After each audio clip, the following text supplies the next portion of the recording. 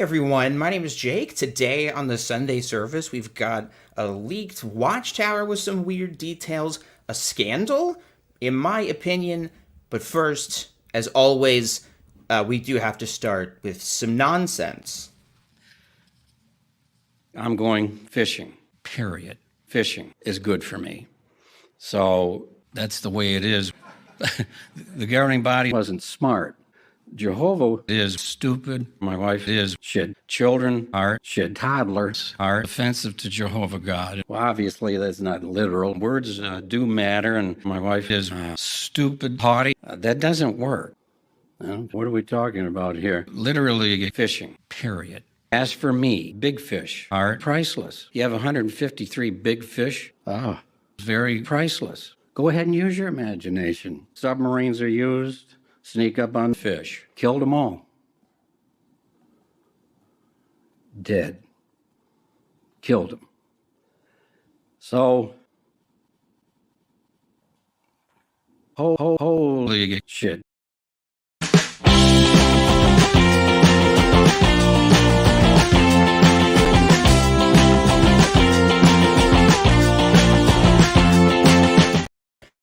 Hey everyone, welcome to the show. My name is Jake.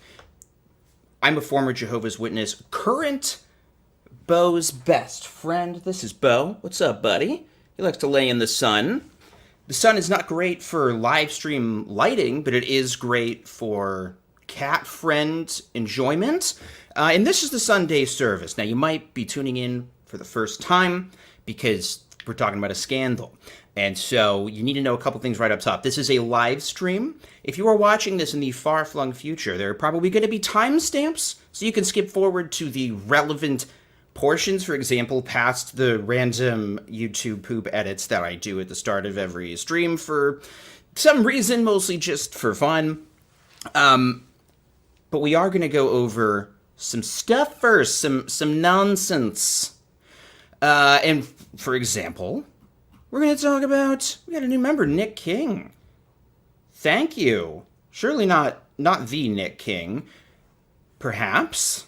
Let us know in the comments, but thanks for being a member. If you do become a member or a patron, it's just a way to chip in if you want. I've got exclusive videos and stuff I do for patrons, so do that. If you're from made of money, but grows on trees where you're from and want to waste it on whatever this is.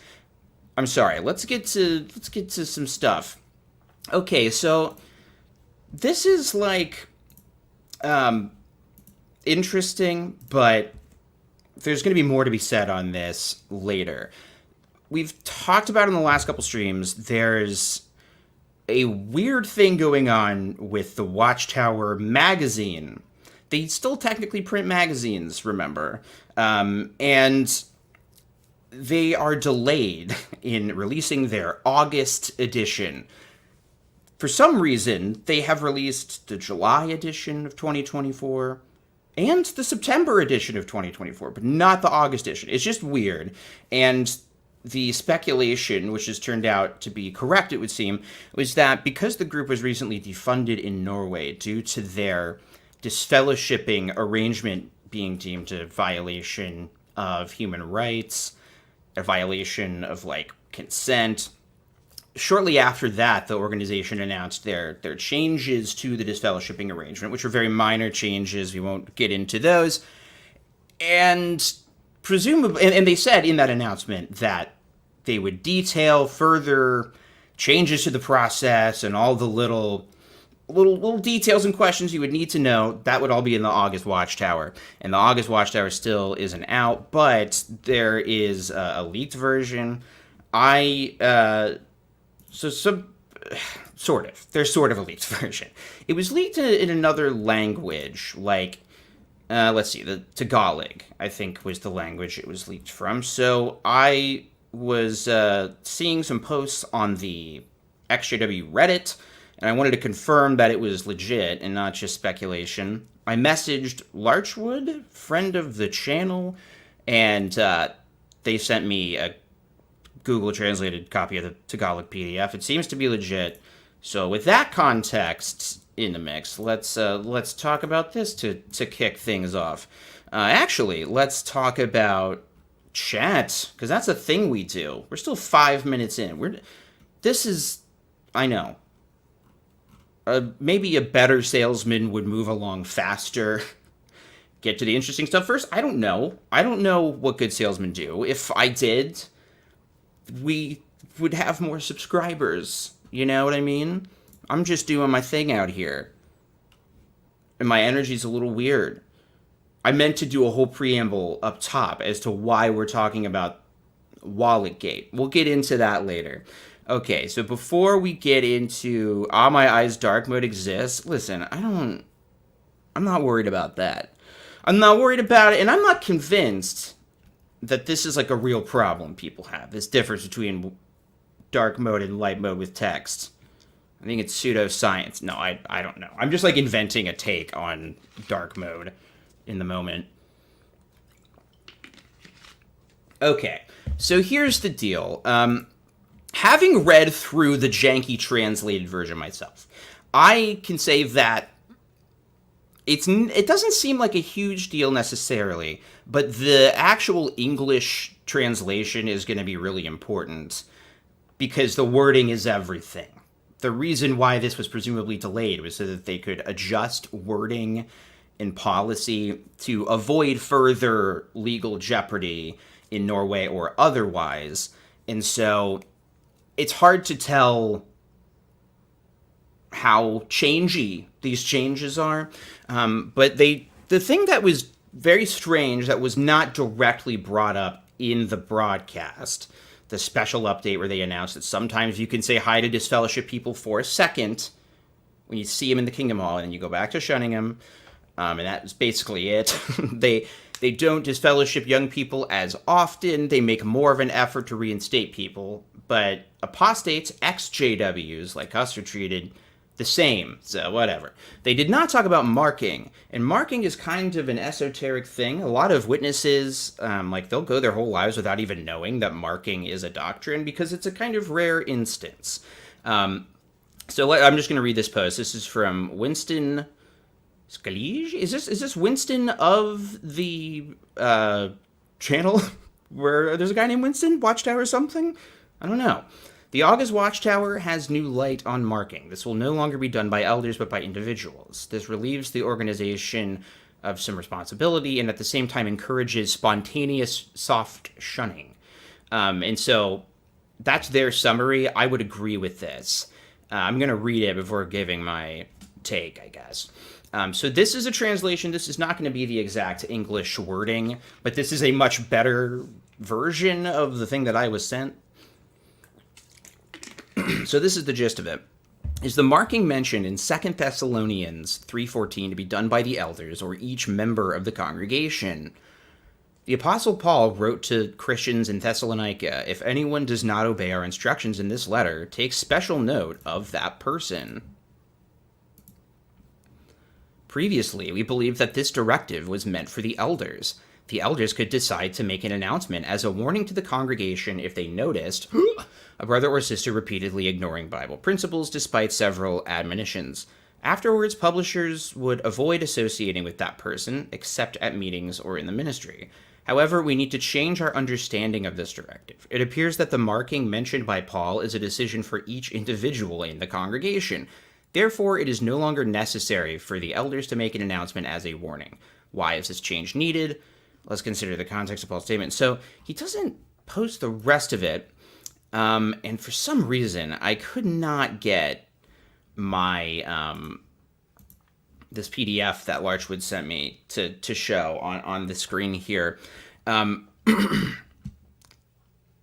think this is really bad. I think that they've actually opened themselves up to a lot of issues here. God damn it. I'm going to try. Okay, I'm going to be messing around on my phone because I'm going to try a different way of getting this to myself. Okay.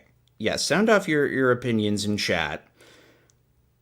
The Jenny Bloom's take is my take, I would say. If this is true, this would be a clusterfuck. So many feuds below the surface are going to boil over. Yes. So I agree. It is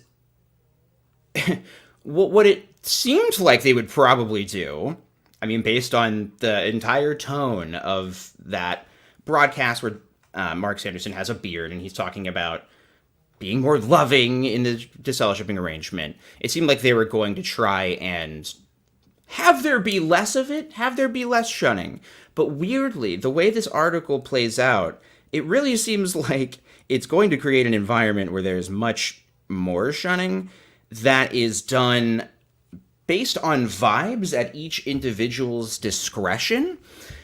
And Tila Tooley says, I was marked and soft shunned for years. Now I'm 100% shunned because I left from the org.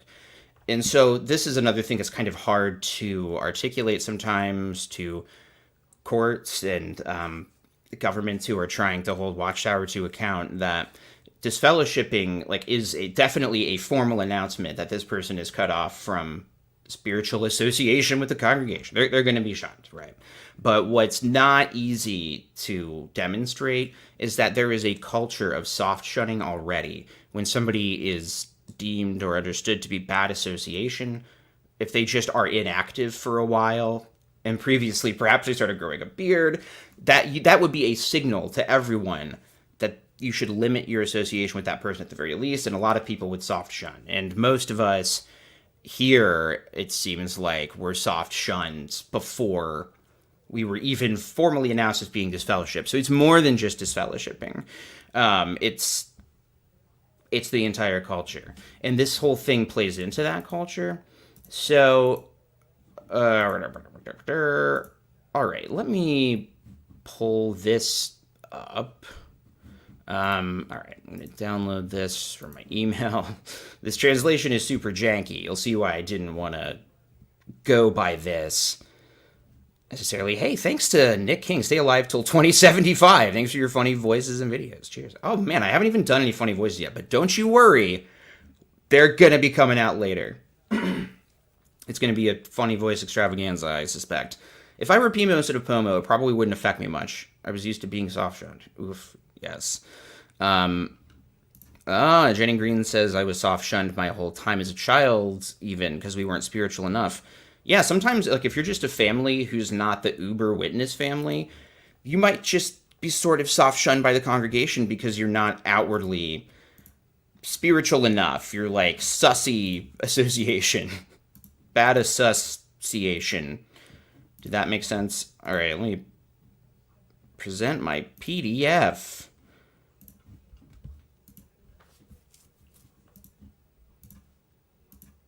Very odd. And I'm assuming that this is the Tagalog because it seemed like they it's on there in Tagalog as I understand it. All right, so here's this. Let me see where we can find this marking thing. Okay, so here's the marking article. And this is why I'm saying we can't glean too much from this because of the translation. It's kind of incomprehensible, the fine details of it, but I think you get the gist. I'm sure I'll make a main channel video about it when the English version of this actually comes out. Okay. So when one notices, I love that it's in italics, Christian who has a brother in the congregation already willfully disobeying the advice of the Bible, he can decide to cease association with that person. Does that mean he should consider it? What does that mean? I don't understand. Does that mean that he should consider it, that the person who seems to have been removed from the congregation? I think it's trying to say, should we treat the person as if they are disfellowshipped? And no, and then they cite the scripture from Pablo. For some reason, this one didn't change it to Paul. Why? To be ashamed, that brother, said Pablo. What this means is they're saying, this scripture in 2 Thessalonians is, to make the person feel ashamed. He might be ashamed of the, this wrong path that he's on, and then change it. So how will Christians now follow that instruction? First, before we mark a brother, we will make sure that first what he does is really out of order, like what Paul said. He is not referring here to brothers and sisters who have a different view, decision, or desire from us, but it's not against the Bible. So they're saying don't do this just based on conscience differences. Like, the group does not have a hard mandate against watching Star Wars, but a lot of witnesses don't because it's basically just magic. But I think the application that I would take from this if I was a witness was like, you're not allowed to mark me for watching Star Wars. But you can see how that's arbitrary because Star Wars has witches, and witches, the publications are very explicit about how those are bad. And it's totally spiritistic, and Christians should have nothing to do with them. So if you're really supposed to take that seriously, wouldn't it then be justified to shun somebody who watched the Ahsoka streaming show because there were Force witches in it? Like, this is where it gets tricky. This is where it's going to be interesting what the actual translation says. He's also saying it's not referring to brothers who maybe hurt us or like offended us. It's only referring here to those who deliberately disobey the clear advice of the Bible. But if that was the case, then why wouldn't they be disfellowshipped? I don't know. It seems like they... okay. Lesbian witches at that, I know, right? Okay, so here's the really weird part of this.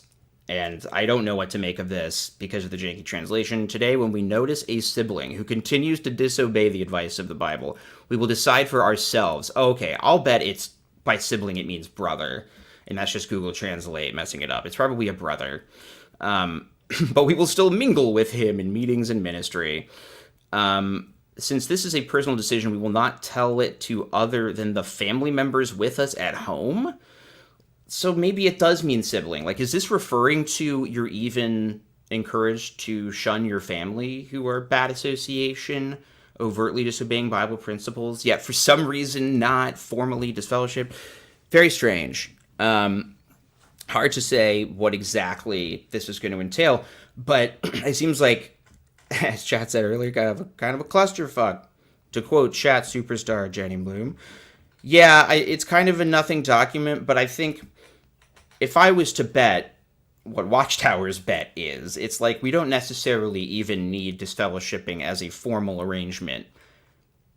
We can just... they know that they have a culture of soft shunning. They can dog whistle and signal to members that it's okay to make that decision for yourself. And because everybody gossips, if you are marking someone, you're obviously not just going to like keep that to yourself, even though the magazine seems to be implying that you shouldn't tell anyone else. It's going to be, they can enforce disfellowshipping without having a textbook for the elders saying it, potentially. That's my take on that. Okay. What else? Well, there's definitely stuff going on that's maybe more important to talk about.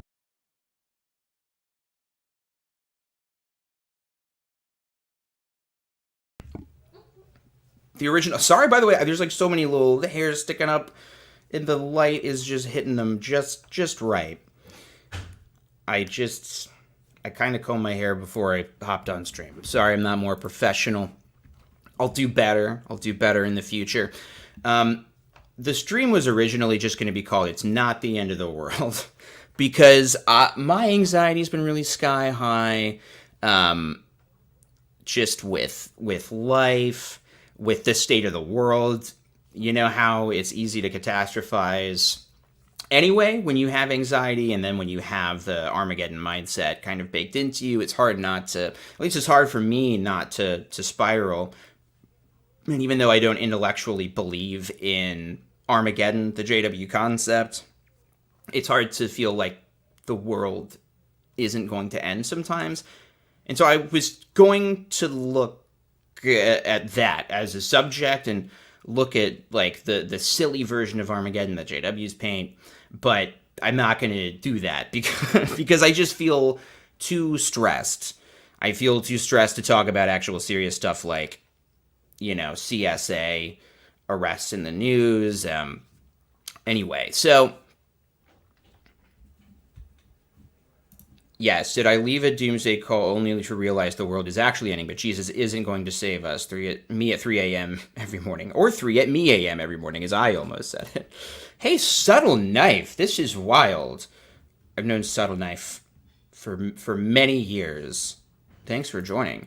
But I still wanted to stream because I like streaming. I don't know if it comes across ever, but I seem to have some need to talk out loud for a long time at people. And so I figured it was time to talk about something that I've wanted to talk about on the channel forever, but never really had a good excuse to do. Let me explain. Like, before I even started the channel, I wanted to cover this scandal.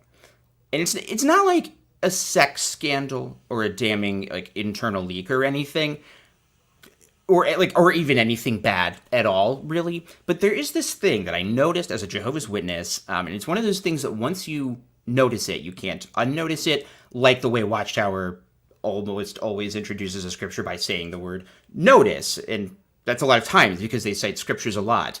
And the thing that I noticed as a witness that I then have just continued noticing is that Jehovah's Witness literature publish more or less the exact same anecdote for decades, over and over and over again. Like, the same story is constantly recycled. And I know I've brought it up on the stream before, but you might know what I'm talking about. I'm going to pull up an example of what I mean. Let me share my screen. Stop me if you have heard this one before. And by the way, I think it was pretty subtle how I was reading from some notes that I had. I don't think that came through at all. This from the 1997 Watchtower, May 15th. Page 29, they abide by their religious training. A woman from Miami, Florida, USA, sent the following letter to a local newspaper. On December 10th, my son's wallet was picked out of his pocket at a flea market. It contained his driver's license, social security card, etc., as well as $260 American dollars. That's not what it says. American implied. After reporting the loss to the manager, he came home. In the early evening, he had a call from a Spanish-speaking lady who, with a telephone operator acting as interpreter, told him that she found his wallet. She gave him her address. She gave him the wallet, which was intact, including the $260 American dollars.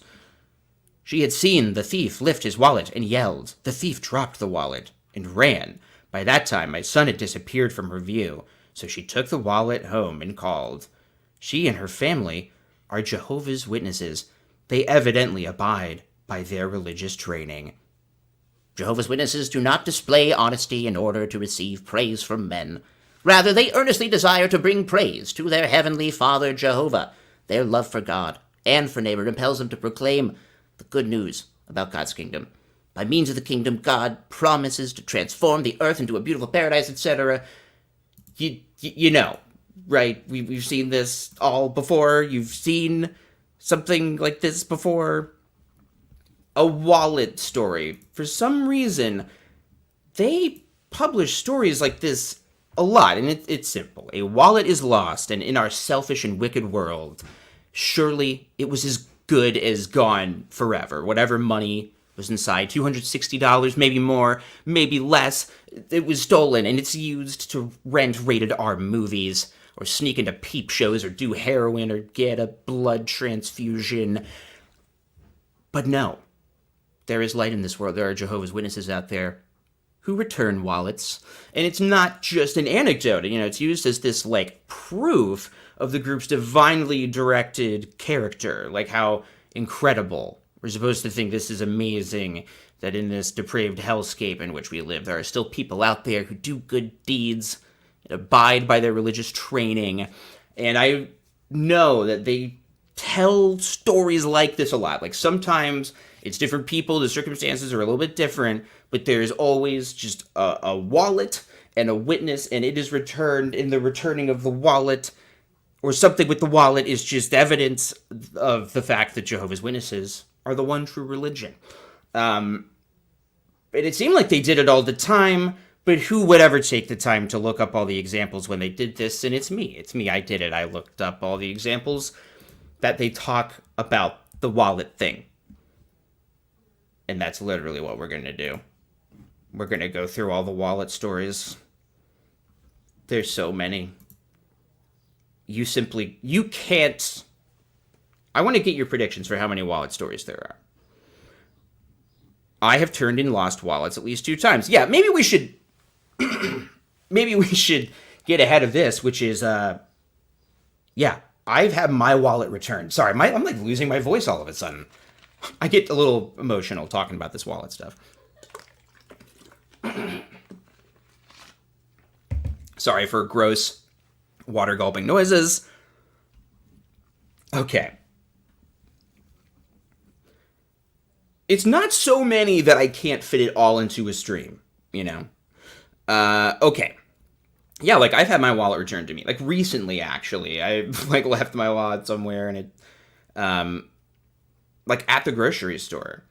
It, like, fell out of my pocket, and someone ran up to me and was like, hey, you dropped this, or, you know, I left my driver's license somewhere at work, and I go to the lost and found, and there it is, whatever. And it happens a lot because everybody has a wallet, and so the chances are high, just in a probability standpoint, that people are going to lose their wallets. And chances are pretty good that it's going to be returned. Maybe not, but maybe. But the point of the story, it says Sparkle, or Sparky, my apologies, is that everybody knows you have to be a JW to return a wallet. So, You don't realize that Satan is actually keeping every single wallet that's been lost or stolen. to be fair to Judith Lyons, this is from 1997. So this one is not recent, and we'll see how recently they've used this. Now, in my research, here's the tricky thing. Here's why I've been sitting on this for a long time. It's because it's not necessarily compelling video content. They don't talk about it in videos a lot. I think they show it in B-roll. Like, if there's a video about honesty, they will show people handing in a wallet. But that's hard to find without me just watching every single video on jw.org, basically. But just looking up the subtitles, they've never told this exact story on video, but for some reason, they tell it a lot in the literature. And so this is one, but there are more. So that's what we're going to do. And I think people should submit some voices for me to try. And we're going to go through them. We're going to go through them, and we're going to talk about the differences in the wallet stories. I hope people are into this. If not, we'll change the subject. But to me, it's really weird. And it probably comes through on the channel recently that for some reason, I'm obsessed with repetition of phrases. I just always have been. Call it neurodivergence, if you want. TikTok things that I've seen that make me think I might have some brain situations, but I've been making a lot of supercuts and focusing on that stuff. Okay, I'm going to set aside subtractions. Gangster, Tony's Garnish, Jar Jar, Captain Kirk. Okay, we've got some really good suggestions that feel relatively in my wheelhouse. Okay. So I first saw Palpatine, and so here's what I want us to keep track of. Like in chat, here's your responsibility. Your privilege. No, I'm so sorry.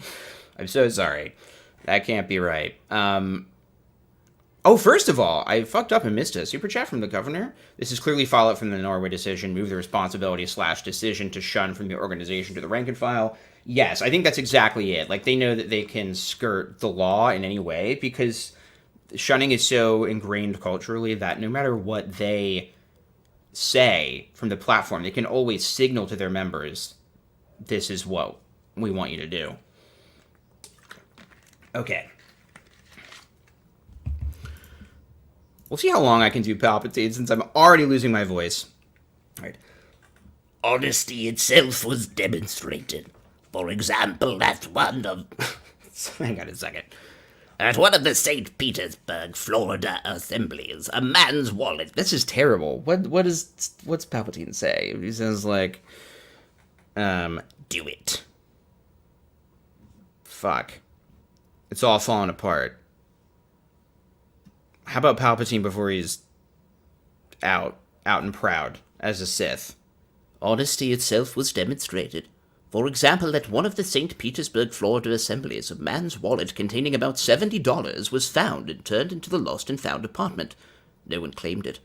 Since the man's driver's license was in the wallet, a witness went to the man's home, though he was not in at the time. Sorry, that was just me, Chancellor Palpatine, finishing signing some documents with the Trade Federation for no reason. Let me get back to reading this. The wife confirmed that she had lost it, apparently at a wrestling match prior to the assembly. She was dumbfounded when the wallet was returned with all the money. Saturday morning, the man came to the assembly to thank the witness for returning it and to offer a $20 reward. The witness declined the reward. But the offer gave the witness an opportunity to speak about the standards of honesty taught in God's Word. Oh, I was trying so hard not to cough on mic. At another assembly, this is in the same article, this is just the next paragraph. At another assembly in San Francisco, a wallet containing $92 was found by a witness and turned into the lost and found department, blah, blah, blah. The witness in charge phoned the owner, who is not a witness. He said that he had lost it the week before while attending an auto show. When it came to the assembly to claim his wallet, he said 4 times, "Man, I didn't think I would see my wallet again." No. He said, "Man, I didn't think I would ever see my wallet again." The result of this honesty? The man indicated a desire to attend the assembly scheduled for the following week in that city. Okay. So here's some themes. There's just, of course, it's nice and good to return someone's wallet, but it's not actually the sign that you're divinely directed by God, because surely at some point in human history, a Catholic has returned a wallet. Even a Muslim, perhaps, could return a wallet, conceivably. If you can imagine such a thing, a Jehovah's Witness is thinking. But the point of the story is, like, the witness declined the reward, too. Like, she was going to be offered money. Let's keep track of that. I'll bet that happens again. And she was able to give a witness. She was able to speak about the standards of honesty taught in God's Word. Like, I'm honest, not because I'm just a good person who wants to be nice and make the world a better place, but because the Bible told me so. And you should listen to the Bible too. Then you can be a nice wallet returning person and not get any reward money. And then this one, the lesson is like, the signal to witnesses is supposed to be, see, if you do the right thing, Jehovah will reward you. So the result of this witness returning the $92 was the guy who lost the wallet indicated a desire to attend the assembly. It does not say that he then attended the assembly and became baptized, and now he's the very elder on the writing department writing this article. Like, no, it's not a miracle. It's a guy indicated a desire to attend next week. Like, yeah, maybe I'll go next week. Sure. Yeah, maybe. And that's the miracle. Bo is not buying it. Look at how little he's buying this.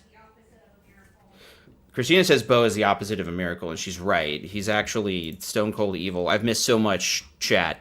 Okay. I'm really sorry about that Palpatine voice. It was a little rough. On me. Great job. Hurted the dead Palpatine voice. I know. Okay. Oh, Droopy Dog. Yes, of course. Alex Guinness. I'll bet Alex Guinness is not going to sound too different from my Palpatine. All right. Okay, we've got some others. NYC 1950s gangster for the next one. So we're going to move on. We're going to move on .org to this. A man who began to study the Bible in Senegal. This is from 2002. Oh, wait a minute. Am I supposed to be a 1950s, NYC 1950s gangster? A man who began to study the Bible in Senegal read the account in the September 22nd, 1999 Awake about the witness and a young daughter in Canada who returned $1,000 that they found in a second-hand purse they had purchased at a yard sale. Shortly after reading the article, this man found a wallet on the street that contained several identification cards as well as cash equivalent to more than $500 US. He thought hard about the article he had read and was not able to get much sleep that night. I'm going to commit to one. What's up? I was just gonna say I'm gonna take her to go potty. So Oh, okay. Rose starts flipping out. Okay. You can either close the blinds or whatever. Gotcha. Kristyna's taking Peach out, and sometimes Bo sees the dog through the window and goes insane, and it's very funny. So that might happen. But yes, first of all, I'm going to commit to one voice because for some reason my voice is getting like fucked up. So I'm going to commit to one paragraph and a voice. The next morning at 8 o'clock, the man contacted the owner of the wallet by telephone and arranged to meet him right away to return the wallet with all the money in it. The owner was so impressed by the honesty of this Bible student that he gave him half the money in the wallet, $250. Because of that one awake magazine, said the Bible student, I have behaved in a way that I will be proud of for the rest of my life. Since then, he has been taking his Bible study very seriously. So there's a couple of things here. In this one, they did not deny the reward money. This man in Senegal. So sometimes you should return it, and sometimes not. It's conscience matter, it seems. And the lesson is that if you return a wallet, you will get money, and it will prove to you what a great person you are. But once again, like, this is a Bible study. Who once read an article that reminded him that returning wallets and not stealing stuff that's not yours, it's good. You should not steal stuff if you can at all help it, and presumably give the money back to people who lost it. He could have only learned this from a shitty magazine that exists only to trick you into thinking you're reading something other than blatant Jehovah's Witness propaganda. And yeah, so that's the lesson. That's the lesson there. I know I'm missing a lot of chat. I'm sorry. Yeah, wait a minute. So the guy was in Senegal. He read about a thing in Canada. What's he going to do with this U.S. money? Okay, Senegal or Mexico? Fear not their feeble attack, my faithful. See, when I'm put on the spot, under pressure, I can't perform. Make of that what you will. Okay. And Yahweh magically placed a JW contact card in his wallet. Yeah, exactly. By the way, good point. Pelletized says, watch your wallets when JWs are around, I guess. Yeah, isn't it almost suspicious that this one demographic of people is finding all these wallets? You know, how do we know that there was $500 in it immediately? We don't know. We're just supposed to trust these things, I guess. All right. I just realized I've made a terrible mistake, and it's because I didn't really properly introduce what this stream really is. Why is it necessary to be so picky, to be so fussy? This is the nitpick corner. And I see that we're losing some viewers who presumably thought they were tuning into something a bit more important than looking at the amount of times that they talk about wallets in the magazines. And, you know, to each their own. I have unconventional taste. My tastes are considered to be somewhat unconventional. Okay. Am I sharing the right one now? Next suggestion I had was Tony. All right. Good old Tony. Smoke.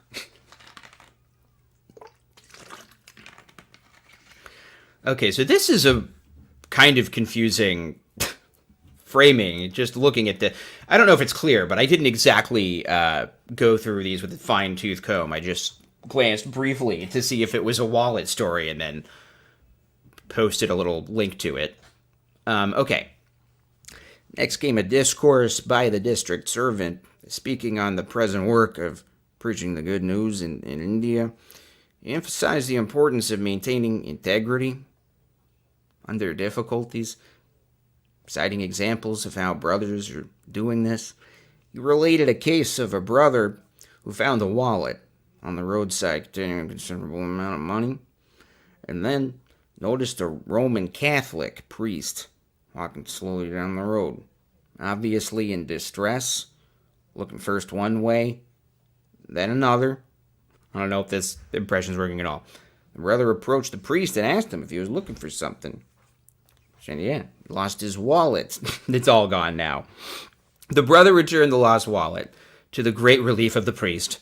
Asked who he was, the brother said, I used to be a Roman Catholic, and if I was still one, I would have kept that wallet and said nothing. But now I am one of Jehovah's Witnesses. Here is your wallet.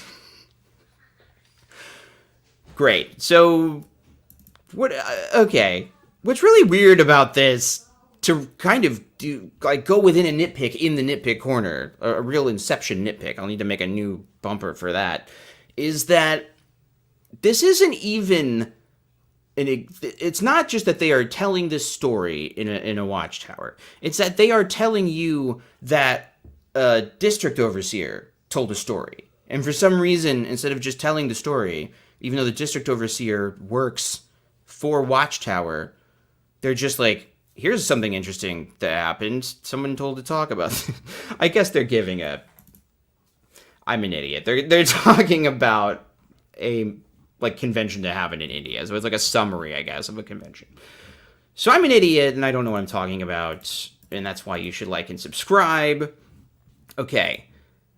Scottish accent is what we're going to be going for next. I mean, if you've watched this far, you've seen these are not always entirely successful. And in fact, I'm starting to feel a little cringy about leaving this stream up.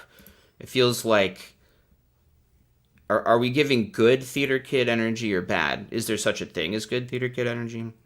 Yikes. No suspense with this one. She returned the wallet, folks. This is from the 2013 Yearbook of Jehovah's Witnesses. Oh, and I've got to do Scottish. If you've watched this channel, you know that I am very bad at telling the difference between Scottish and Irish. So, oh no, see, okay, Sparky, I'm very sorry, and maybe you can give me some lessons as to, like, the Scottish brogue. The brogue! Brogue. Okay. Thank you to Joshua DeSeris for becoming a new member. That sounds like it might be Scottish, I do now. She returned the wallet.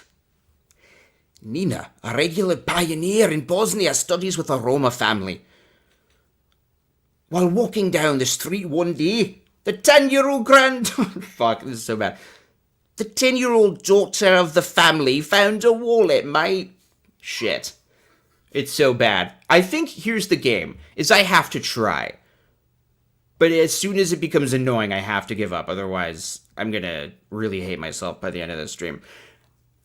Okay, while walking down the street one day, perhaps it was the month of May, the 10-year-old daughter of the family found a wallet containing money, credit cards, and documents. Oh my, not documents. Before learning the truth, she would have viewed the find as a precious gift. So Nina was a selfish son of a bitch before she found the truth. But after consulting with her mother, she decided to hand it over to the police. So becoming a Jehovah's Witness actually didn't even change her that much. It just added the one step of consulting with her mother. Like, it wasn't her instinct to return it. Her instinct was like, maybe I can ask mom for permission to not return it. The decision was noteworthy because the family was poor and did not even have enough money to buy bread. That's how you tell a story. You're like, okay, here's what happened. Now here's why that thing was actually interesting. She returned a wallet. What she didn't know is she was poor. Then the owner of the wallet was like, thank you, and gave him the equivalent of about $30 US, equal to 2 days' wages, the end. Doesn't even really give you a lesson, like a moral lesson this time. I guess just by virtue of the fact that it's in the yearbook, we're like, yeah, yet one more of a million examples of why this is the truth with a capital T. Honestly, I've heard worse. Yeah, that's the only real basis I have. That and the Scotsman from Samurai Jack. Imagine the call you're in publishing an article calling you and your family broke. Yeah, if you knew this was about you, that would be that would be weird. Okay. God, so I'm looking over to my other screen when I read these. Every time I tune back, there are 10 less people viewing.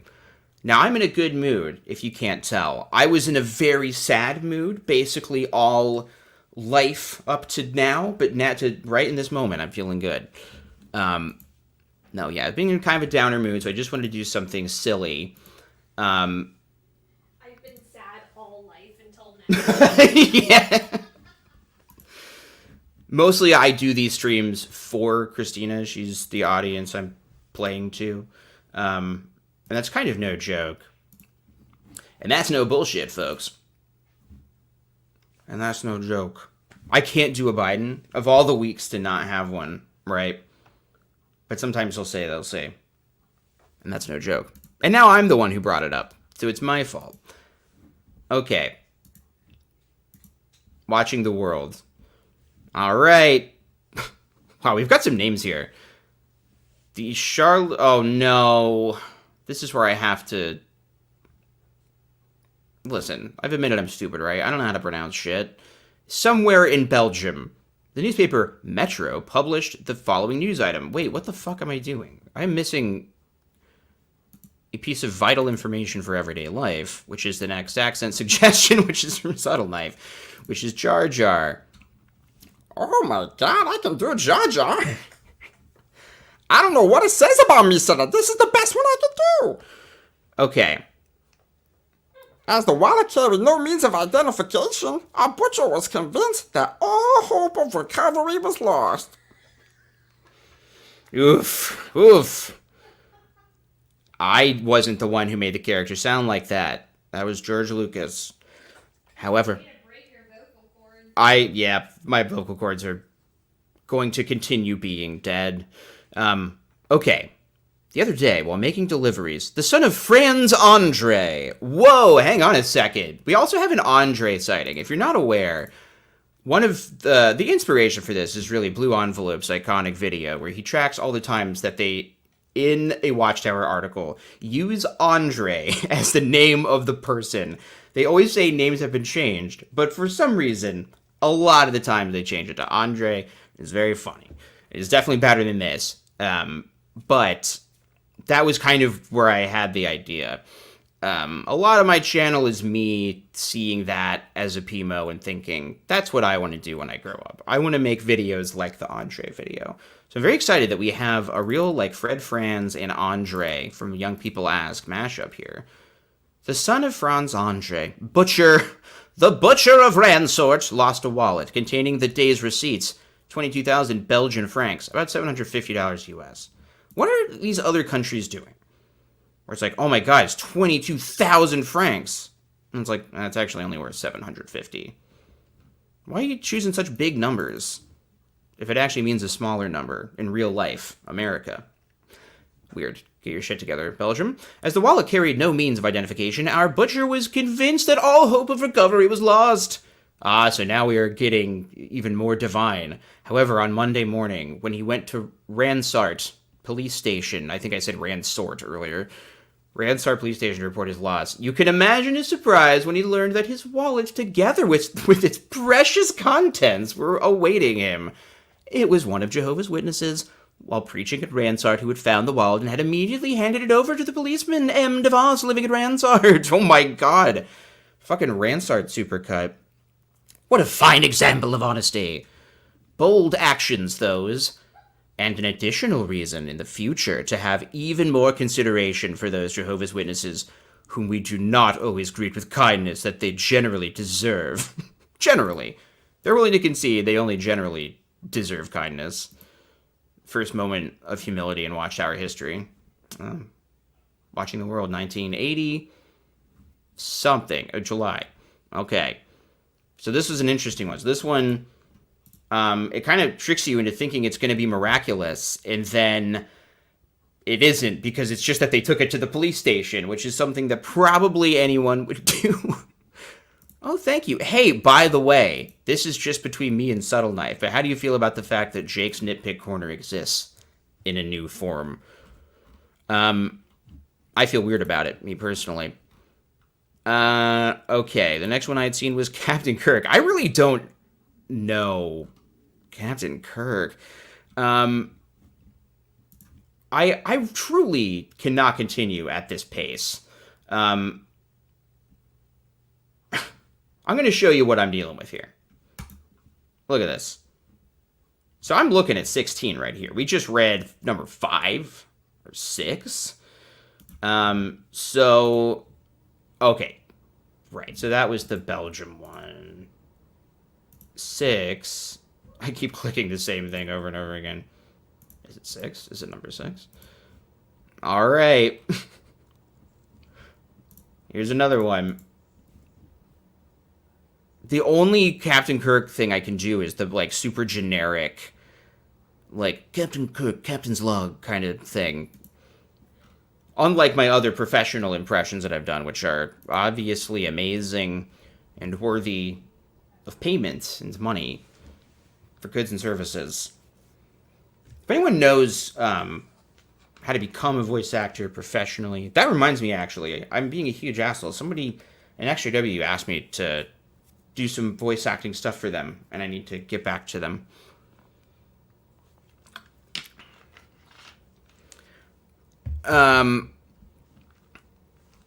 If you ever want me to read something for your channel, by the way, because a little guest cameo, let me know.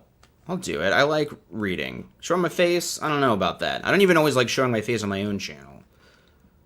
Let alone whatever your weird channel is. No. So this is from Our Kingdom Ministry, an old-timey, defunct publication. One thing that's kind of weird is that, like, a couple of these have been from yearbooks. This one's from Our Kingdom Ministry. None of these publications exist anymore. So here's another one. So that page that I showed of my email, you saw 16 examples right there, right? And of course, no, there's more. There's more than 16. I just didn't scroll down. Jehovah can only help with wallets in mud puddles. Oh my god. So we went through some videos of the convention, if you're in chat and are not aware. And yeah, they show a CGI angel. Well, they don't show it doing the work of fixing the mud puddle situation, but the witnesses get over the mud puddle, and then it pans up and we see an angel, and the implication is that the angel made the mud do something different than mud normally does, or the tires spin a little better. It's hard to say. It's hard to say what angels do and the exact mechanisms by which they help people get over mud puddles, but we put together the pieces in our head. Captain's Log. One of my favorite bits that Tim Heidecker ever did on Comedy Bang Bang was he bragged that he was doing a one-man show that was all about Star Trek, but he clearly didn't know any of the characters' names and hadn't practiced any of the impressions. That's what I feel like I'm doing. Did I mention thank you to Joshua DeSaris? I did. Oh, wow. Okay, so now I feel like I do have to be more committed to being Kirk. All right. I wish I had a Chris Pine impression, but I don't. What impression does our good conduct during the convention make on others? According to a newspaper article, the manager of one facility used for... All I know is that he pauses weird, like me, so I might as well just read it in my normal voice. It's not that different. Okay. So according to a newspaper about a convention, the people are very polite. They're referring to witnesses. We're excited to have them every year. Last year, a non-witness lost his wallet, or washed his lollet. This is America, for now, at a hotel used by convention delegates. When the wallet was returned to the hotel manager with all its contents intact, the manager told the owner, "It was a good thing for you that Jehovah's Witnesses were attending their captain's log nearby, and the hotel was full of them. Otherwise, you would probably not have had the wallet returned, Spock." And Scotty, who sounds like Willie from The Simpsons. Yeah. Otherwise, if any other demographic of human beings was in there, the wallet would have been used in a satanic ritual used to summon an angel of greed. Oh, yes. Okay. Nick King bringing up a valuable and important point. So for those of you who missed the little supercut at the beginning, I'm going to show it again so I can take a sip of water. I'm going. Pitch it. Hang on a second. How do I make the comment go off the screen? I have to, like, click the same comment again. Okay. Now it's time for water break. This is a section we call Water Break Jake, which is where I show the same thing that I did earlier. I'm going fishing, period. Fishing is good for me. So that's the way it is. The governing body wasn't smart. Jehovah is stupid. My wife is shit. Children are shit. Toddlers are offensive to Jehovah God. Well, obviously, that's not literal. Words do matter, and my wife is stupid, haughty. That doesn't work. What are we talking about here? Literally fishing, period. As for me, big fish are priceless. You have 153 big fish? Oh, very priceless. Go ahead. Okay, so the point of that, and no one accuses him of looking like Jeffrey Dahmer. They just accuse him of looking like a big, fat, drunk guy. And no one ever has the dignity to call me that. No, anyway. So, okay, the reason why I made that clearly lazy sentence splicing clip is because my patrons voted on the next supercut I'm going to make. And it is the Toni Morris C supercut. If you are not aware, Toni Morris used, maybe he still does this in his day-to-day life as a civilian, but when he was a prominent figure who had videos on the website, some people couldn't help but notice that he would say something like, "Too coherent and less drunk than Tony." See, most disappointing is the lack of C at the end. See, so he would say it like end something and just do a little guttural. See, so I'm doing it. It's kind of weird because so I've been pulling a lot of clips, and so I had, as I'm going through them looking for C's, I'll just find funny words, and eventually I had a bunch about fish and him saying the word shit, and so, you know, and he just said that. He just said it on accident. Like, he meant to say ship, and he said shit for a second. So it's just like, it was a legit shit. Honest to God. No AI. No bullshit. What am I even talking about anymore? Okay, I just wanted to explain, I don't know, the incentive for subscribing. Fishing. Period. Him saying period was just very funny. I'll probably try and expand that into something better. Oh, while we're here taking a break. Okay, I have a game. Somebody give me a number between 1 and 20. Okay, no, sorry. Give me a number between 6 and 20. And I said that, but it might be 7 because this might be number 7. Well, if you say 7, I'll just read the same thing again. Obviously, those are the rules. First person I saw was Trouble in Paradise. Sorry, you gotta be quick on the trigger, and also there's a delay with StreamYard, so you may have actually done it right. And then I fucked it up, but alright. Trouble in Paradise said 15, so we're gonna look at the lucky number 15. Don't worry, there will be plenty of opportunities to play the game. And we are gonna need a new suggestion from the pool. I have Droopy Dog. I'll do a little Droopy. Damn it, I don't know. What's wrong with my voice today? You know what I think it is I think it's the pressure. I think that Normally I do better when I'm not consciously thinking about it. I do. I want everyone to be my friends, but unfortunately only Trouble in Paradise is my friend for this segment. If you don't know how the game works, the winner of that round is my friend for the duration of that round. And then unfortunately, as is true of Jehovah's Witnesses, in many scenarios you will be immediately demoted in a weird way that you can't understand, but you lack holiness that you did before. So right now you're my friends, but this is thin ice that you're on. What occurred at a Pawtucket, Rhode Island, which, by the way, we're getting pretty close to the very location of Family Guy. Quahog? That's how it's pronounced. But that's not where this takes place. This takes place in Pawtucket, Rhode Island. Assembly indicates why people feel so I'm going to quickly learn to read. Try again. What occurred at a Pawtucket, Rhode Island assembly indicates why people feel so trusting and at ease among Jehovah's Witnesses.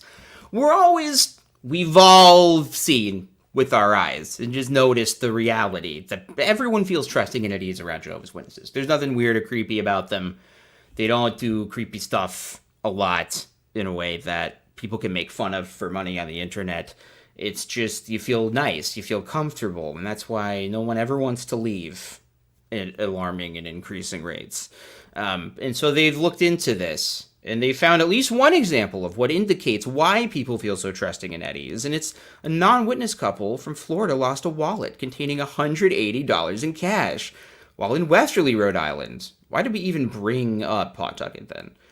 We're not going to get their names. We are going to get several different locations. One of Jehovah's Witnesses found it and noted the name and address of a Rhode Island resident inside. He phoned and told the people that the wallet would be left at the assemblies lost and found. When the couple picked up the wallet there, the husband was deeply grateful. Okay, so am I reading this wrong? Or they're like, hey, we found your wallet, and then we carried it into an assembly of Jehovah's Witnesses so that you have to come into our cult event to get your wallet back. Am I wrong? Am I reading that incorrectly?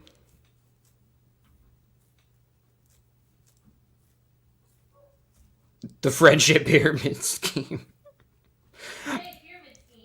Pyramid scheme, yes. Kristyna at any time might pop in for a segment, which I need to make a bumper for the wifey too.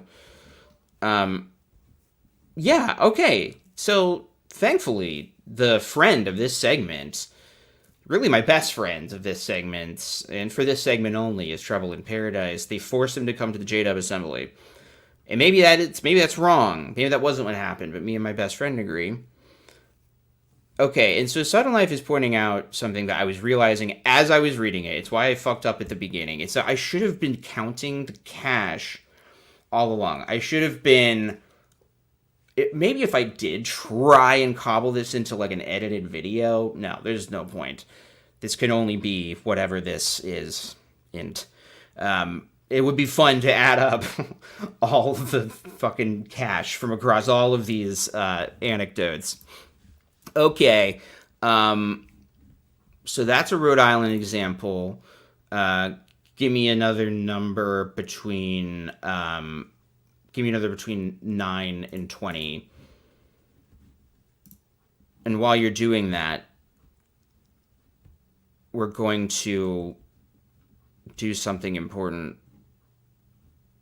which is demonstrate how comfortable and at ease people feel with Jehovah's Witnesses. You got friendly fellas like this. Stand, blood, clean, study, house, book, follows, speech, truth, small. You got, who do you got? You got cute older fellas like Sam Hurd. Yeah. Not creepy, just acting normal and cool. Should I do the story now? Yeah, do you want to? Yeah, I'm in a spot where I can. Okay, cool. All right, Kristyna, we said the magic word. There's a lot of game show elements that are not announced beforehand and that seem to be made up on the spot but are not. They were all planned, and they only trigger, like in Pee-wee's Playhouse, when someone says the secret word. And so that's what's happening now. Next up, I think we have to go with I can't help but notice that 69 is too big. There's too much more numbers than the number 20, so that can't be the winner. 69. I know what's on that person's mind. What? The year 1969? Yeah. Of our Lord? Year of our Lord? Absolutely. All right. 14. Apostate Ministry School says, I'm going to set that aside so I remember. In the meantime, I said that right. Kristyna has a story. Oh, I look ridiculous. My lighting is really bad in here. I don't know why it's so bad, but it is. Sorry that you guys have to be plagued with this. Sorry that we don't look better. I mean, I can only do with what God's given me, you know? God gave us this. This is what we show. This is our gifts. Okay. So you, you've been in school. Yes. Which, by the way, is why you're not on the streams as frequently. Yeah, Because I'm at the end of my program, so things have been really exhausting and busy, so... Can I tell you something? And I hate to interrupt, but I did forget part of the game that we were just playing. That segment has come to an end. Trouble in Paradise has to get fucked. In a polite, respectful way, you're back to chat level. You're back to chat level. And I'll say this, Apostate Ministry needs to hold his horses because he's not yet my friend. Because the next segment hasn't begun. I literally was like, wow, that person really wants to be your friend, Jake. I know. I think you should be his friend. Well, they will be when we finally get to the next part of the wallet game, which is what we've been doing the whole time, and it's been a flawless segment. I keep thinking you're saying Wally. The Wally game? And of all the ones... And it's not at all what you're saying. Of all the streams that have Wally on, it should be the Wally game. But then he would have to do some of the voices, and it wouldn't be all about me, and that would be a problem. But it's also about us. It's about you. It's always about me. You've been in school. You think it's about you, but it's not. Oh, I know. Because way more than positive comments about the stream, I get negative comments about why you're not on it more. And the answer is because she's a smart person learning things in school. I don't know about that. And you're at the end of your program, or nearing the end. Mm-hmm. So you've been looking for some part-time work to fill in the gaps. You had an interesting job. I did. Hunting experience. So I put my resume on ZipRecruiter. Ooh, you know what? I'm going to move this just a little bit, just so we can ensure that we're getting the best possible audio. All right. Testing. Yeah, let us know if that sounds okay. So I put my resume on JobRecruiter for part-time jobs in the area, and I've gotten some really great feedback, and I've gotten people reaching out to me. And what day was that? Oh, that part doesn't matter, but I would say it was Thursday or Wednesday or something. But I got a phone call. Middle of the week. Oh, yeah, it was a Wednesday because I was on my way home from classes. And I got a phone call from a number I didn't recognize. And the voicemail was, Kristyna, I'm a small business owner in the Columbus area. I saw that you're looking for a new job opportunity. If that's true, can you reach out to me? I thought to myself, okay, I don't know what business this is because that wasn't specified in the voicemail. Vague. Light on details. Very, very vague. And so I texted him because I was like, I'm driving. So don't talk on the phone when you're driving. You should text while you're driving. That's what I was thinking. Great. I'm learning this part of the story in real time. Interesting. I was literally going to be like justify why I didn't call him back saying that. These details are less important. But I want to give them the full context. You're getting the full context, but you did. You texted me, apparently illegally. No, so I texted him first. Oh, you texted him first. Okay. And I was like, hey, got your voicemail. Wanted to know, if you have any additional information about, what the business is, what the position is, etc. You can email me. And I gave him my email. And he texted back and he's like, well, I don't have anything that I can send to you, which was odd. Forgot about that. Red flag. Yeah, you asked for job details and he was like, no. Yeah, I mean, he literally was like, I don't have anything to email you. So, and I was like, and that's when I texted you that I got this email. I didn't text you. I voice memoed you. You did. I was about to say, I don't remember you even texting. And I told Jake about what was going on, and Jake was like, and he didn't like say what the business was or anything. I'm like, no. And apparently he has nothing to send in my email as far as what the position is. And Jake was like, well, it doesn't hurt to at least follow up. If it's legit, then cool. If not, then it's not, no skin off your back. Because you ended up talking to the person and he seemed nice. Well, or that was next. That was next. Okay. So I called him, and he finally got, like, I called him and he didn't pick up. So he called me back. And he was like, yeah, so I'm part of a financial advising company. It's called Primerica, I think. Yeah. And I was like, oh, okay. And he's like, I would love to see, interview you if you're interested, blah, blah, blah. So I interviewed with him. First of all, this was like, I got there and I was like, this is a swanky place. Like, yeah. Men in business suits with their Apple Watches. The receptionist was super nice. Tipping their hats, throwing, Yeah. and then throwing it on a hat rack flawlessly. Yes. Yeah. It was definitely like Mad Men. And we sit in his office, and literally he's just pitching me a pyramid scheme and wanting me to head up one of the locations that he's hoping to open by 2026 for another financial advising location. And do I think I could, fall into a leadership type role like that? Yeah. He didn't say it like... He didn't say it was a pyramid scheme, No, and you he weren't didn't. quite... Like, it wasn't quite clear. Right. But, Because- as the interview was going on, I'm like, he's not asking me anything about my job experience. Yeah. He's not, like, telling me what he would pay me or anything like that.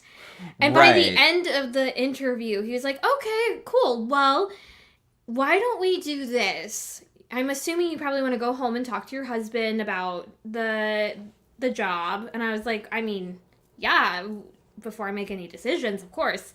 He's like, okay, well, why don't you ask your husband if he would be interested in, like, coming with you next time?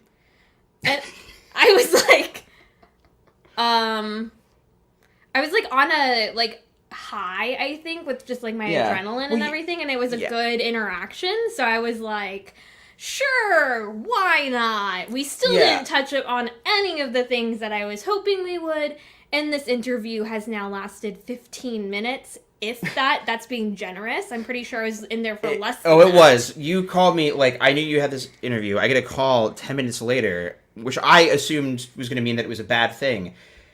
Or maybe it wasn't a call. Maybe you voicemailed me. But you said, so this is weird, or he wants to do another interview, but he wants you to be there. And Jake's response was... I was like, what the fuck? What? No, so we had a phone conversation. Oh, yeah. And when I said that, you were like, wait, what? He wants me to be there? He's like... Or Jake was like, that's weird. Yeah.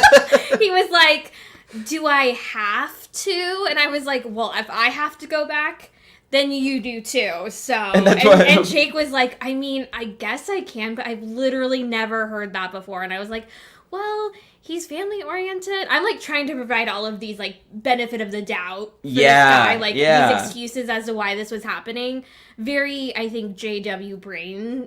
Yeah, yeah. Let me provide all these excuses to try and make this make sense. Trying to think the best of the person's intentions, no matter what. Yes. Even if they're being very shady. But you texted me later, you texted me like a few minutes later, like, you want to Google and see if that's a pyramid scheme? Yeah. And I was like, and so I did. And, I have to say, they have it buried a little bit. Mm-hmm. Like, their Wikipedia entry doesn't come up right away. You have to scroll down for a while. And, but yeah, when you do get to their Wikipedia entry, it's the first thing there. But I had never thought to look on something's Wikipedia for a job I applied for. And that's the thing. And I think the reason why I even thought about that was in my thought process as I was like voice memoing you to Google it. I was thinking about how he never really said the business. So, like, when I first started this conversation with this person, I Googled his name. Oh, yeah, that's right. And it pulled up what, like, business he was associated with. I never had heard of his this LinkedIn company. and everything looked professional. Yes. No, but I thought it was so interesting because you had just had a legit job interview that went very well, and then you got this, and so I think your thought was like, everybody wants to hire me. This makes sense, and I was thinking the same thing. I'm a hot commodity. I was like, makes sense to me. Of course they do. But yeah, when you said the thing about me being there, I was like, wait, like literally he wants me to like be there for the interview? You were like, yeah, is that weird? I was like, yeah, I was that's like, weird. well, see, sometimes I need Jake to gauge a situation for me. Oh, it goes both ways. Yes. Don't worry. Well, I was going to say, I usually am that for him. And Yeah. in most cases, I need that myself. So Yeah. I called him because I was like, well, in my brain, I'm happy with how the interaction went. I'm like high on adrenaline from the interview. And I was like, I need Jake's perspective in order to give me like, Yeah. is this good? Is this bad? Because in my brain, I'm thinking this is weird. Yeah. But I'm thinking, well, maybe it's not as weird as I think it is. Yeah, you don't want to think that, like, you just immediately wouldn't want to think that, like, somebody is being that brazen about, like, pulling a scam. Right. Like, it just seems, like, ridiculous. Like, Well, who actually thought that's, like, a thing you read about happening to other yes. people. Well, and during the interview, not only did he not ask me about my background in employment or what I would expect as far as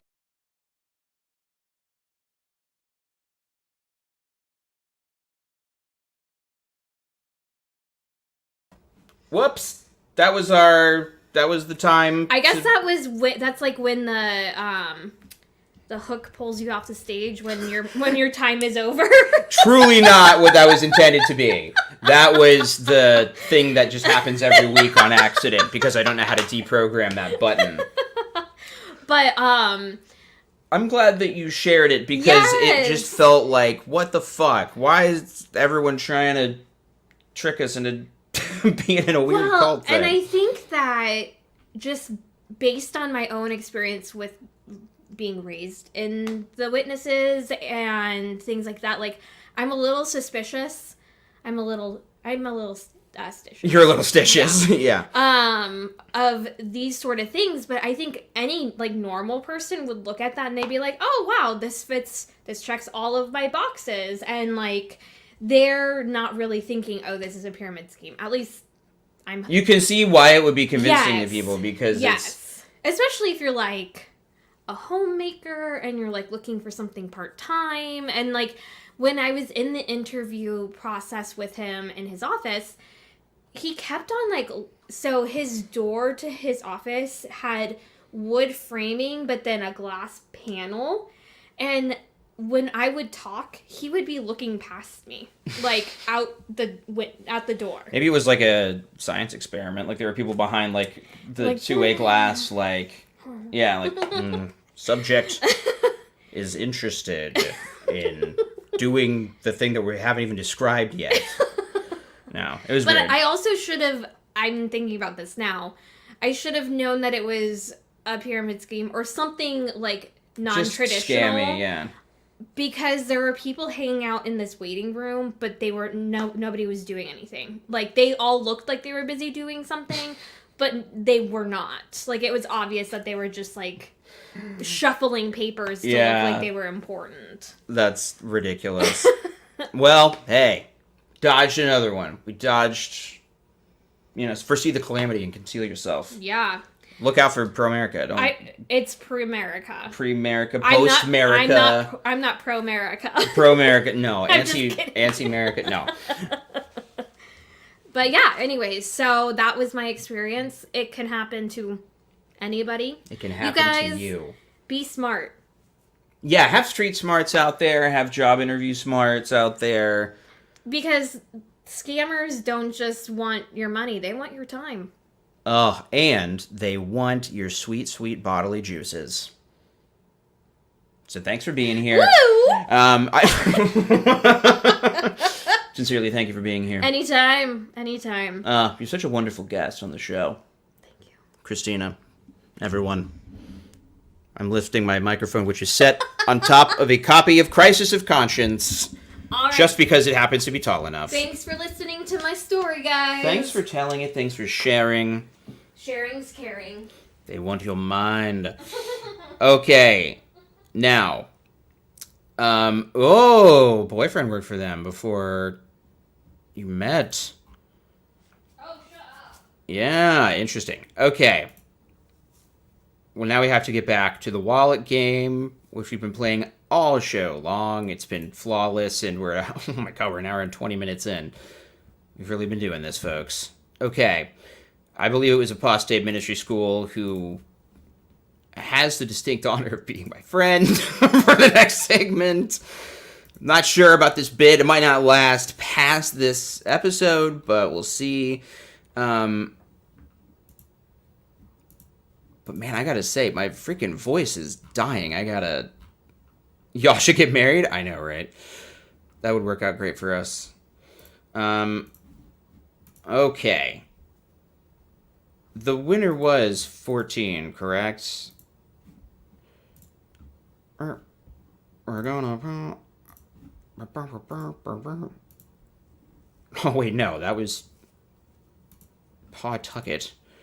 I already did that one. What was it? Apostrophe Ministry School. What have you done? Or what was your guess? 14. Shit. Well, I messed up. Apparently this is 14. Yeah, so never mind. You're still my friend, don't worry, for this segment. But I'm going to pick another one higher up the list. And you know it's a lot like 14 in some ways, is 24. I mean, it's only 10 more. It's got one of the same two letters. Here it is. This is from an Awake 1987 entitled The Happiness of Giving Enhanced by Grateful Receiving. Oh boy. The jokes write themselves. What a simple word thanks is. With one tiny expulsion of breath, one can say it. Thanks.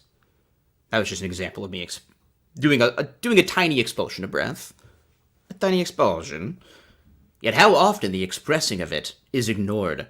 Once a taxi driver returned a man's wallet left in his cab. What a gift! The owner took the wallet without a word. Imagine how crushed the taxi driver was by this ingratitude. He lamented, if the guy had only said thanks. What? So this is, I guess, a bad example. So the taxi driver returned the wallet, but the owner didn't say thank you. And that is news. That was worthy of news in the Awake magazine. So this is interesting. Apostate Ministry School, through my incompetence, providing us with a real, other side of the rainbow. To use the correct expression for sure. You know, Jehovah's Witnesses, they'll return your wallet. They won't take your money. And worldly people, they're not always appreciative of it. Sometimes they go to the convention because you made them, because that's where their wallet is now, because you put it in the JW convention and lost and found. But sometimes the person doesn't say thank you. And isn't that also indicative of something? All right, well, I think we should close off the wallet game. Let's do two more. I'm going to do the last two. Okay. Give me a number between 20 and 35. There's 35. I found 35 before basically giving up. And I do want to thank and apologize to Apostate Ministry School. You've been a wonderful friend, really my best friend for these past few minutes. However, now your time in the spotlight is over to just straight up steal the language that Scott Aukerman uses on Comedy Bang Bang for the Plugs bag, which I'm now realizing is basically what this is. Oh boy, some Wiseacre. Low with 23.7. Oh, she's smart. Okay. Wait, no, Trouble in Paradise. You already had your... You were already famous. You were already a famous friend. Tamsin... Ganji... Gagny? I'm so sorry. I definitely didn't say your name right. I should be sponsored by Big Wallet. I agree. I mean, obviously, I've got some real takes on wallets. I really haven't talked a lot about the wallet, just the nature of a wallet. Mostly the experience. Okay. Known by their conduct. We can already see where this is going. And this is from 1962, so I can use my radio newsman voice. High school student in the city of Brazil, noticing Jehovah's Witnesses visiting the homes, became curious to know what message they were bringing to the householders. When a witness called at her neighbor's house, she went over and asked the witness to come and explain the message to her parents. The good news of God's kingdom attracted this student. Soon she began attending meetings at the Kingdom Hall, and shortly thereafter she was invited to attend the District Assembly of Jehovah's Witnesses. On the first day of the assembly, she lost her wallet containing all her money. One of the witnesses found it and took it to the Lost and Found department. Later, this student was relieved of her distress when her wallet was returned to her intact. Impressed by the honesty, love, and unity shown by these Christian witnesses of Jehovah, this student took a firm stand for God's truth. 3 months later, she symbolized her dedication to God by water baptism. Oh, wow. I'm really glad that we got this one, and it's really one of the big reasons why Tamsin is one of my best friends in the entire world, because this is a wallet story so miraculous that it led to a baptism. She became a servant of Christ, symbolizing that dedication in water baptism. Wait, yeah, in 3 months? Are we sure? My lord, is that legal? I almost started to do that voice and realized it's worse than the Jar Jar one. All her money she doesn't trust banks, I guess, yeah. That'd be, I mean, well, okay, if I put all my money in a wallet, it would fit, I'd probably. No purses. Yeah, we have yet to get a purse. All right. I'm going to say that Sheol Society, our superstar, and who, because they are a member. I almost said she because Sheol. Then I realized that's a place. Heol. So if, by the way, I try and default to they, unless I know. So if you have a preference, let me know in chat. If you are Heol or Sheol. No, but also legit. Okay, so 35 is indeed the final one that I found anyway. Oh, this seems exciting. This is from a 1970 Watchtower. God's Liberating Work. Nope, that's not the title. God's Liberating Word at Work Among Believers. Among Believers. All right, so here we go. It is very rarely that I have the opportunity to write a letter as this one. Your daughter, Deborah, found a wallet on Vanguard School campus and turned it to the office with $5 inside. This kind of honesty is a fine example of her home teaching. I must congratulate you on having such a fine, honest daughter, and then thank you as parents for teaching her to be such a good person. As the young girl admitted, our family Bible study was mainly responsible for my being fair and honest in all things. Oh, wow. And you know what? That was a great story. Great story in many ways. Is not the wallet's true and rightful owner the God who made it? Such a good point. From Sparky in chat. So, I love this. It was a great story, well told. One we've heard 34 times before, but it always hits. And this is, I should have given any context, I suppose. This is a letter written by the principal. So let's get some context. And please, by the way, don't blame Sheol Society. For my mistakes, Shield Society is my friends.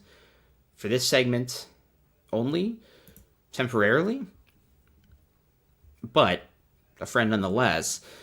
One of Jehovah's Witnesses in California had her honesty put to the test in junior high school. As she was walking down the corridor to her classroom, she saw a girl running who unknowingly dropped her billfold. Ah, the billfold of one in junior high. I can't imagine a kid having a billfold now. My grandpa still calls his wallet a billfold. Jude, have you seen my billfold? Grandma's name is Judy. The witness girl picked it up and tried to catch her, but with no success. She turned the billfold into the school office, though some of the students told her she was a fool for not keeping the money. In California, that's what the other children said. You are a fool, little Deborah. You should take that money, as God, Satan, our Lord of this system, commands. I'm just trying to emulate how awkwardly and stiltedly written these articles are. They really feel like ChatGPT, even though, they barely were able to... I think they ran their printing press, with gasoline and a hand crank back then in 1970. And movie theaters only cost a penny. So the principal was so impressed that she returned a wallet.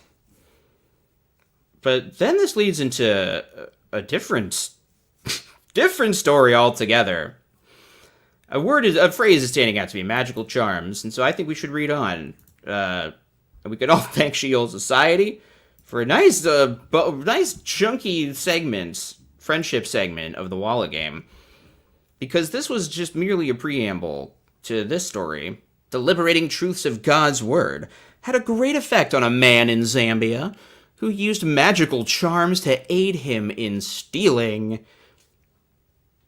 Whomst among us has not used magical charms to commit our crimes that we like to commit? After studying the Bible with one of Jehovah's Witnesses, the man said at the end of the study, I would like to reveal to you, as the one representing Jehovah, the things that I have in my house. He then brought out an armlet and a necklace, which came from England, saying, I use this necklace in the store where I work with you, to steal goods without you seeing me. Now I repent, and will give you these things, so that you may destroy them for me. This took place after only a 4-month period of study with him and his wife together. Why did they write it so weird? Why did they do this? This is this man. This is what he is quoted as saying at the end of a Bible study. He has a moment of liberating truth, we are told. Starts studying the Bible. Maybe early on, his conscience starts prickling him that maybe God might not approve of his magic charm stealing, magic voodoo shit that he does. He says, I would like to reveal to you. Why does he say as the one representing Jehovah? That doesn't make any sense. I would like to reveal to you, as the one representing Jehovah, the things that I have in my house. Can somebody help me out with that? That doesn't make sense to me, linguistically. Then he brought out an armlet and a necklace, which came from England, saying, I use this necklace in the store where I work with you to steal goods without you seeing me. Now I repent, and I will give you these things so that you may destroy them for me. That's hard to read. It's so strange, even though it's using very small baby words. It's weird, the weird bits of information that they slip in. We find out in this sentence that the reason why he's studying with this person is that he works with him. And he doesn't just steal, he steals from work. This seems, in my opinion, this seems like it might not be true. And I don't like to judge people based on only reading a paragraph about them in a magazine that was written in 1970, but he seems like he could be somewhat gullible. If he's willing to believe that armlets and necklaces can grant people sneaking powers like an Elder Scrolls video game. That person may be gullible. I probably told this story on the channel before. If I may plug my upcoming book, Not a Cult, I named a character. I only mentioned this because I read it a couple weeks ago. I read an opening chapter of it. There's a character named Hinsey. That was his last name. That was my world history teacher, Mr. Hinsey. And it was world history. It was an IB class, which is different from AP, but I don't know what that means. And so we're dealing with world history. It's obviously going to get political by its very nature. And so sometimes, as he was teaching, he would go to the board and he would write out, now the following statement is Mr. Hinsey's opinion. And he would do it every time. I mean, just like if he got into it, he would just go back and like underline it again. It was a good bit. He was probably like my age. He might have been in his 20s. Fuck, I don't know. So we got some really good wallet stories. I mean, by golly, did we get some wallet stories out of this? Okay. What else do we want to do? Because I'm just vibing. If people are having fun, we can keep going. Sometimes I just vamp about nonsense. But before I do, I have to acknowledge I made a mistake as your host in that I never formally declared that Sheol Society is no longer my friends for this segment of the stream. All friendships are over, and we are all just back to the same relationship we all had before. You're not my enemy or anything. That's just all. We're back, and that's the end of the game. And it was a game the whole time that we played it. It didn't just become a game halfway through. You shouldn't even say that. That's not what's happening. That is not what is happening.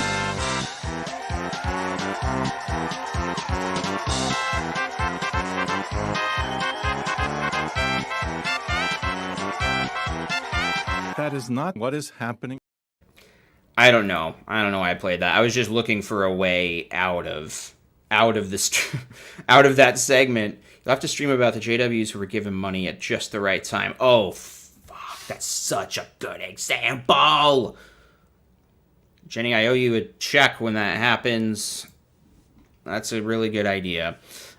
Yes, if you're not familiar, there's a common story that I'm sure was brought up on the channel, because me and Kristyna, I think we talked about it in the first little video that we posted together. Because we've always, like, not had money. Which is the best way to say it. That's how Watchtower would write that sentence. Brother and Sister Kreitz had never not had any much money. Then one day, when they were scraping 2 pennies together in the hopes that a spark would fly and strike a pile of ground up cigarettes that they found outside to just heat the tiny part of their house so they didn't freeze to death, they found an envelope with $50, and that was enough to buy them enough broccoli soup to last through the night. And there's a million stories exactly like that, word for word, in the magazines. And so, yeah, it's always the exact dollar amount they mean. And we hated these stories because that shit never happened to us. Why don't we get free money in an envelope on our doorstep when we need it? Like, that's not to say that we never got help from the congregation. We certainly did at times, but it was the sort of help you would expect from your church group, you know, like we were sick or had surgery or something, and so they would bring meals. So that, like, you know, those stories are kind of frustrating, and of a similar nature. It's proof of, like, it's like supposed to be a modern day miracle when in fact it's probably just somebody in the congregation being kind, which is what all the wallet stories are. Sparlock Jawdropper, which is a great name, says found $50 under sink just before convention. Yes, that's the other thing people need money for, is the convention, which is great. Take time off work, spend a bunch of money so you can go to the convention where we're going to ask you for more money and make like 3 announcements a day about how much money we are lacking. All right. Well, what the fuck should we do? Should we do anything? I definitely don't want to talk about politics stuff, but it is very funny how the main page of the website is always so opportunistic. Like when Roe v. Wade was overturned, like the front page article was on abortion. Obviously, throughout the pandemic, they had all sorts of stuff like that. When the, Israel-Palestine situation started unfolding, I mean, in its current form, they had a bunch of articles on, like, is Israel involved in Bible prophecy? Which was funny because they're, like, the one evangelical group that's like, no, actually, no. Israel's been done for a while. And now it's people losing trust in politicians. Like, losing... First of all, they've been saying this shit literally my entire life, so I don't think I've ever known a time when there was some all-abiding trust in politicians' silliness. I think we should literally see what's new, BT dubs. I think we've earned visual media now that we've endured me reading shit for 90 minutes. Whoa, hang on a second. Gilly Grad. The rest of the Gilly Grad? Because I did a whole video that was so good, in my best video, and it's annoying that it wasn't more famous than Oppenheimer, obviously. No, I did a video on the Gilead graduation. I was quite happy with it, and but it was only part 1 of the Gilead graduation. So I guess the implication is that this is the second half, and let's just watch it in real time. You'll get my real reaction. Right? I mean, this is the...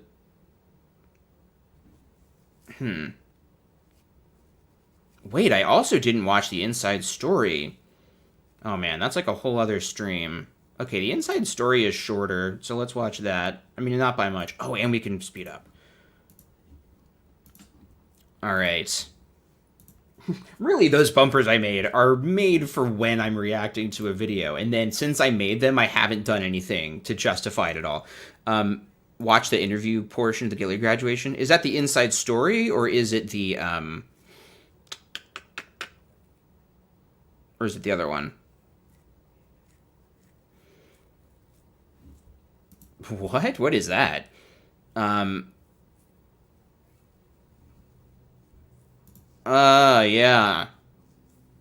That's the thing that's so weird, is like... Sorry, Sparky says not to get dark, but I remember begging as a kid for bad things to stop happening to me, and hearing stories about someone getting a bit of cash from God when he wasn't helping me sucked. Like that.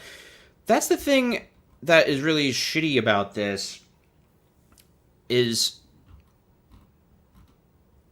that, like, what does that mean? That white, like, lower middle class pioneers in Ottawa can get an envelope full of cash, but starving, dying children are starving and dying and getting 0 envelopes full of cash, and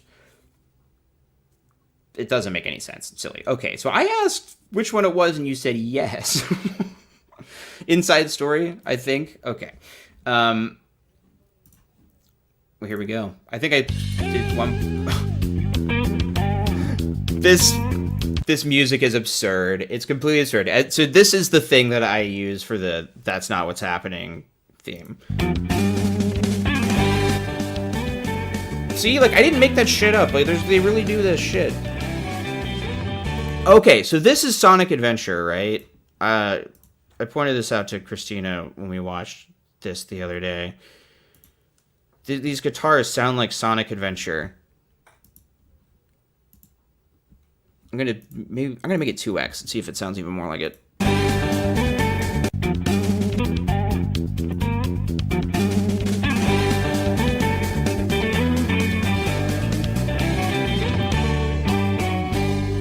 That's fucking, like, yeah, that could absolutely be whatever the level is with the whale in it. Windy Hill zone bridge. We live in a world full of events that cause suffering to millions of people. Oh, world full We're of not completely events. surprised because we are living in the last days. But Oh shit, I think he's still at 2x. Oh, this is 1.5. This guy must speak somewhat normally. suffering can and Oh, hang on. Speaking of foreseeing the calamity. Can I say, I've come around to some JW expressions just kind of being fun and not triggering. For me, foresee the calamity and consider yourself is just kind of a fun little aphorism. But let me know if I'm ever triggering people. There's no way, well, wait, no, it had to be there, guys. I was like, is that stock music? But no, it's the, there's the life that we live, Sonic the Hedgehog runs. That's the lyrics. Oh, I know, they're not beating the allegations. Oh, man. Maybe I'll save that for my rant at the end. My weekly rant. My 2 minutes hate. It's giving Wii Sports. Oh, my God. 100%. It is giving Wii Sports. has turned many away from God. They blame him. Yeah, They're gee. angry at him. So how do our brothers and No, sisters no. Fucking idiot. They don't blame him for their suffering. They just don't believe in him because if there is a God who is all-loving and all-powerful, then there can't possibly be a justified reason for allowing suffering to continue. And if his form of goodness is so cosmically hard to understand, that's not a justification either, because he should be able to communicate to us in a way that we do understand. So, but they never allow for the possibility that a person could lose faith in God's existence, because that would force them to deal with atheist arguments. And I think they're even more afraid of atheism than a lot of other churches are. I've been kind of curious about making atheist content. I'm not smart in the way that other atheist content creators are. I don't mean that in a self-depreciating way. Like, I'm just not, like, all of the rhetorical, logical fallacy stuff that people break down, that's something I would have to learn. But I think that JW stuff is interesting because they focus on different theist arguments than some other churches do. That was a little bit of a tangent. I'm sorry. My ADHD medicine is not doing me any favors today. Anyway, what this is cope. They refuse to acknowledge the possibility that atheism can happen, because other churches do. Like, they'll deal. It is a total straw man version of it, but you can listen to Frank Turek and Ken Ham tell you what they think atheism is. Sometimes Watchtower addresses it, but very rarely. Trying to work something out with atheist YouTuber to collaborate and talk about that, actually. The Apostle Paul was familiar with suffering. When he wrote his second letter to Timothy, Paul was in Same. prison. What did he say Love about him. the subject? 2 Timothy 1, verse 8. I've Paul thought says, about it. Take your part in suffering adversity for the good news by relying on the power of God. The context shows that we suffer because of our Christian faith, but it stands true that God's power can help us through any Okay, I understand. Get to the interview part. Oh, Rwanda. I wonder if anything interesting has ever happened there that didn't really involve Jehovah's Witnesses. Welcome, Dieudonné and Elise. It's nice to spend some time with you both. Thank you. Thank you. Now, I understand that you were born and raised in Rwanda, and now you serve at the branch. Is that right? Tell us a little bit about your country. Rwanda is called the land of 1,000 hills. Within one country, you will see rainforests, volcanoes, That's an amazing mountains, photograph. and nice valleys. We have an amazing wildlife too. That is amazing. And what about the people? It's so cheap. They do this all the time. Like, the conventions are strewn with animal clips because it's like, creation reminds us why God is great.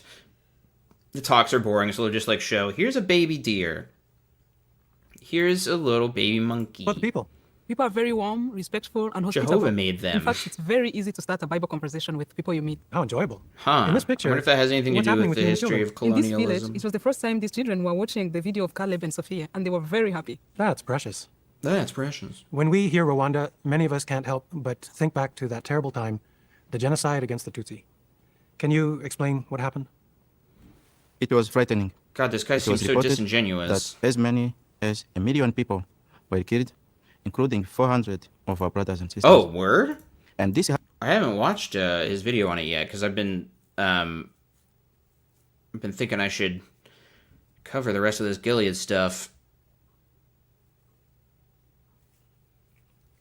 All right, let's look out for low-key racism. The faithful and indiscreet master. Oh, yeah. I think the racism sometimes... I mean, I agree that Watchtower is an incredibly racist religion. I mean, it is a white supremacist religion in a very literal sense. I mean, the idealized form of man is a white man. That is what perfection is. Angels are not any other kind of race or gender, even though the Bible literally says they will have no race or gender. No. And the leadership is American, except for the guys who just happened to be working in the U.S. Bethel branch at the time, and one black guy in the whole history, so... This happened in a short span of just 100 days. I can't imagine anybody going through such horror. And that was 19... yeah, this guy does seem fake. But you know what? I think the speeding up is letting us... It's giving him a pass. We're not getting the full creepiness. Let's hear how he talks normally. 94, which means this year marks exactly 30 years since that event. Oh my How god, old yeah. were you then? This is horrible. We were teenagers, 15 years, 16 years. Jesus is Australian, To go mate. through that as a youth, as a teenager, Gabriel. how terrifying. What helped you to cope? For me, my parents were Jehovah's Witnesses, and they set a very good example for us. I was one of 10 children, but my parents... Why are we watching this depressing story about the Rwandan genocide again? This was content?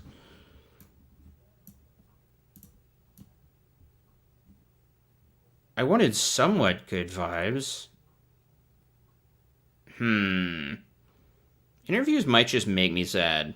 It's just real people being exploited. This might not be the vibe, at least not for me. I am curious to watch it, though. I'm gonna go... We're gonna watch the old guys so we can just make fun of. I don't want to be burdened with a bunch of empathy and feelings that I have to feel. We will enjoy the next part now by Brother Jeffrey Winder, a member of the governing body, and his theme is qualified for what? Many in the world highly value. Yeah, okay, so I haven't seen this. He was not in part 1. Are we still on 1.5? Yes. A university education. Whoa. And one reason is because it can qualify them for a desired profession, such as a doctor, or a lawyer, or an engineer. But what does your Gilead training qualify you to do? Jack fucking shit. To answer that question, let's look at the example of Jesus Christ. Because No. Jesus... It doesn't give you anything. You're... Okay. We're gonna have to talk about this. I know that I saw Larchword post about this. Now I know. Now I know why. So they every year at the Gilead graduation, there has to be a part where they like diss higher education. Like Satan's world is full of education that's total bullshit. It teaches you boring, stupid crap like how to be a doctor, which you're not going to need when nobody gets sick anymore, dummies. So I saw this post and bookmarked it, but I didn't read it. So let's read it. I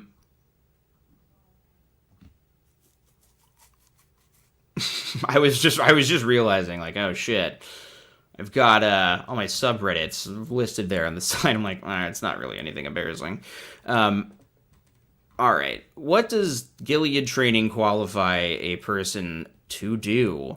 This is from Larchwood, mind you. It qualifies a person to be a minister, but hold on. All Jehovah's Witnesses are ordained as ministers at baptism anyway.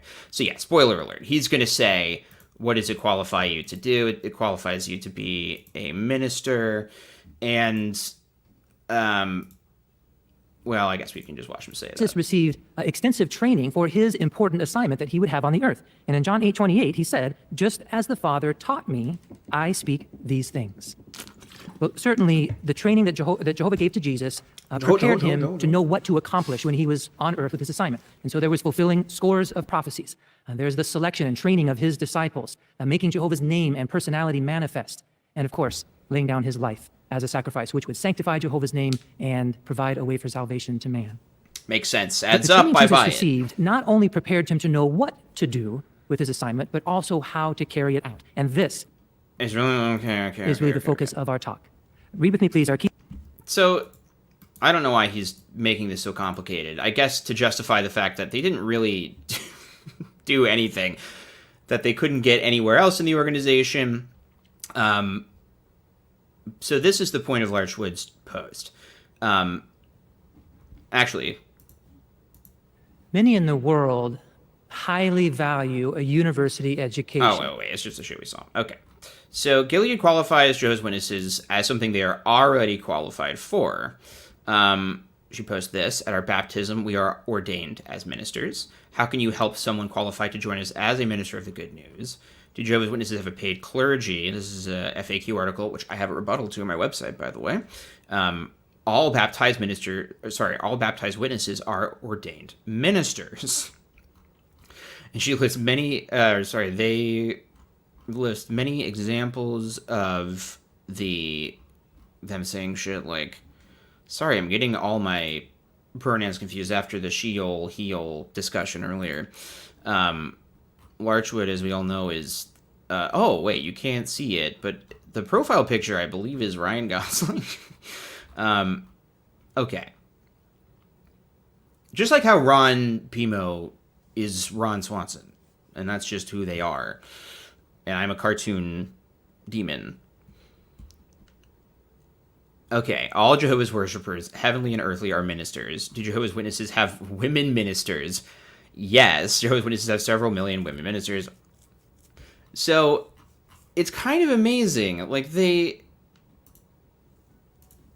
went to college. I guess it's sort of like going for an English degree when you speak English already, but not really, because you can use your English degree to get paid to do a job, hypothetically. You can list it on a resume. You can't really list Gilead on a resume. Oh my god, he does look like Mr. Burns. How have I not realized this earlier? He has the exact same head shape. Excellent. Alright. Our key scripture in the book of Matthew. Well, we know what he's chapter going to say. Came to minister. His training prepared him to minister to others, and that humble gotta gobble a approach snack. characterized his entire ministry. It permeated everything that he did on earth. Consider a couple of examples. First, he preached and taught others even when he was tired and exhausted. One example is in the book of John. I invite you to turn there with me, John chapter 4, in verses 6 and 7. So Jesus and his disciples are on the way to Galilee, and they take this route through Samaria, and Jesus is there. They stop at the well, and he sends the disciples off to get food, and we pick up the account, John 4, 6. In fact, Jacob's well was there. Now Jesus, tired out as he was from the journey, was sitting at the well. It was about the 6th hour. Now, interestingly, the Bible indicates that this is the only, or the study note indicates that this is the only place in the scriptures where Jesus is said. Sorry about that. I had to munch on a snack real quick. Your mom goes to college. Yeah, what I find really gross about this, I guess the point I was trying to make in my Gilead video was that the framing that they're using is like, this is a graduation for classmates, and they're trying to pump them up and energize them to do unpaid labor, essentially.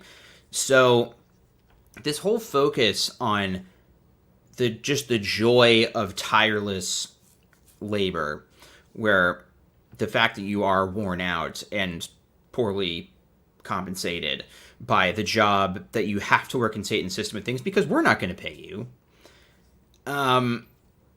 That's all part of the appeal and the joy. And so it's just sort of gross because this is the cult leader who's not, maybe he did this stuff at some point in his life, but he doesn't have to anymore. Now he gets to be the famous guy on TV. Said to be tired out. I'm sure he Now, gets that's more tired. than just tired. He was spent, wasn't he? But what happens? Verse 7, a woman of Samaria came to draw water. Oh my god. And what would Jesus do?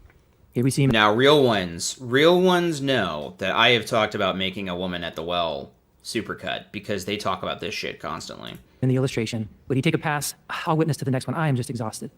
No, he ministered to her. Please, give me a drink. he says. And that we know leads into a wonderful witness Yes, that he he gave to her. has, It leads to them staying there for a couple of days and witnessing to others, Zazu and then he become energy. believers in that area. He ministered to others even when he was tired out.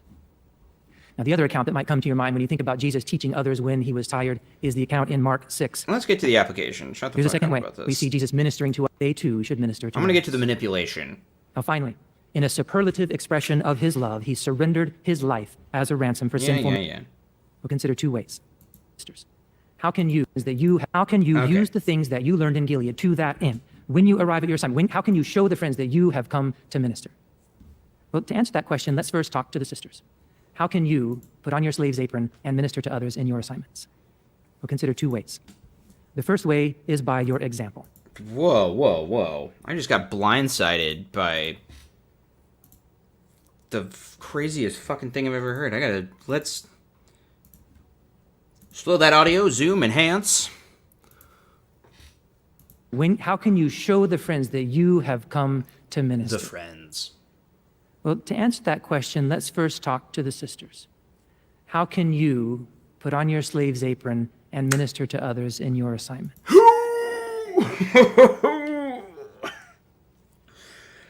Oh, I assume it's already too late to make a video about this. I'm sure people have already been talking about this. But it's the first time I heard about it.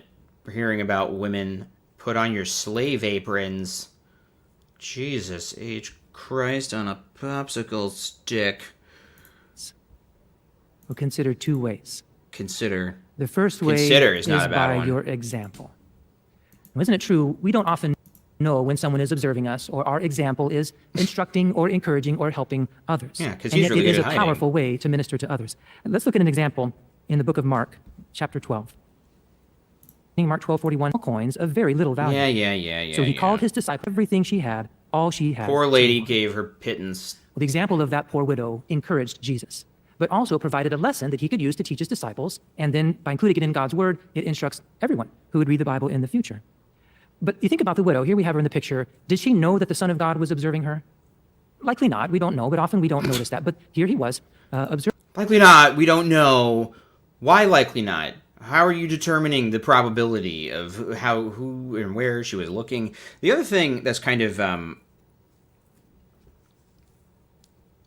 when I was kind of interested in Christianity after leaving, you find that not everybody agrees with Watchtower's interpretation here. A lot of evangelical churches seem to agree that it's about no matter how little you give, it means more because you're giving everything you have to God. Well, a lot of, or maybe not a lot, but some Bible scholars believe that it makes more sense to interpret this as a condemnation of the religious system of the day, because that was what Jesus' entire ministry was about. He was criticizing the Pharisees and the lawmakers and people who were condemning and oppressing people with religion. And so in the context, between him overturning the tables and all that shit, it's possible to interpret this story as him condemning people like Watchtower, who are, taking the last few pennies from a widow. Observing her. But this certainly isn't why she did what she did. She wasn't doing it because, well, maybe the Son of God will see me. Rather, she was a spiritual person, and so she did the right thing for the right reason. In her mind, it was her privilege and her responsibility to contribute. Likely, possibly. toward We don't know Jehovah's for work. sure, And but so it's he reasonable to she assume. did what was right. Well, the fact She was, was a though, that Jehovah's Jesus Witness, was observing her, and he and could she use gave her money to the example to governing teach body. others. Well, similarly, you may not know when your example is being observed by others. Here's the other thing that an enterprising young attractive person might include as a bit of a through line in a horror novel. The fact that you're just always being watched by God, by your brothers and sisters, by Satan to see if you're going to score one for his team or God's team.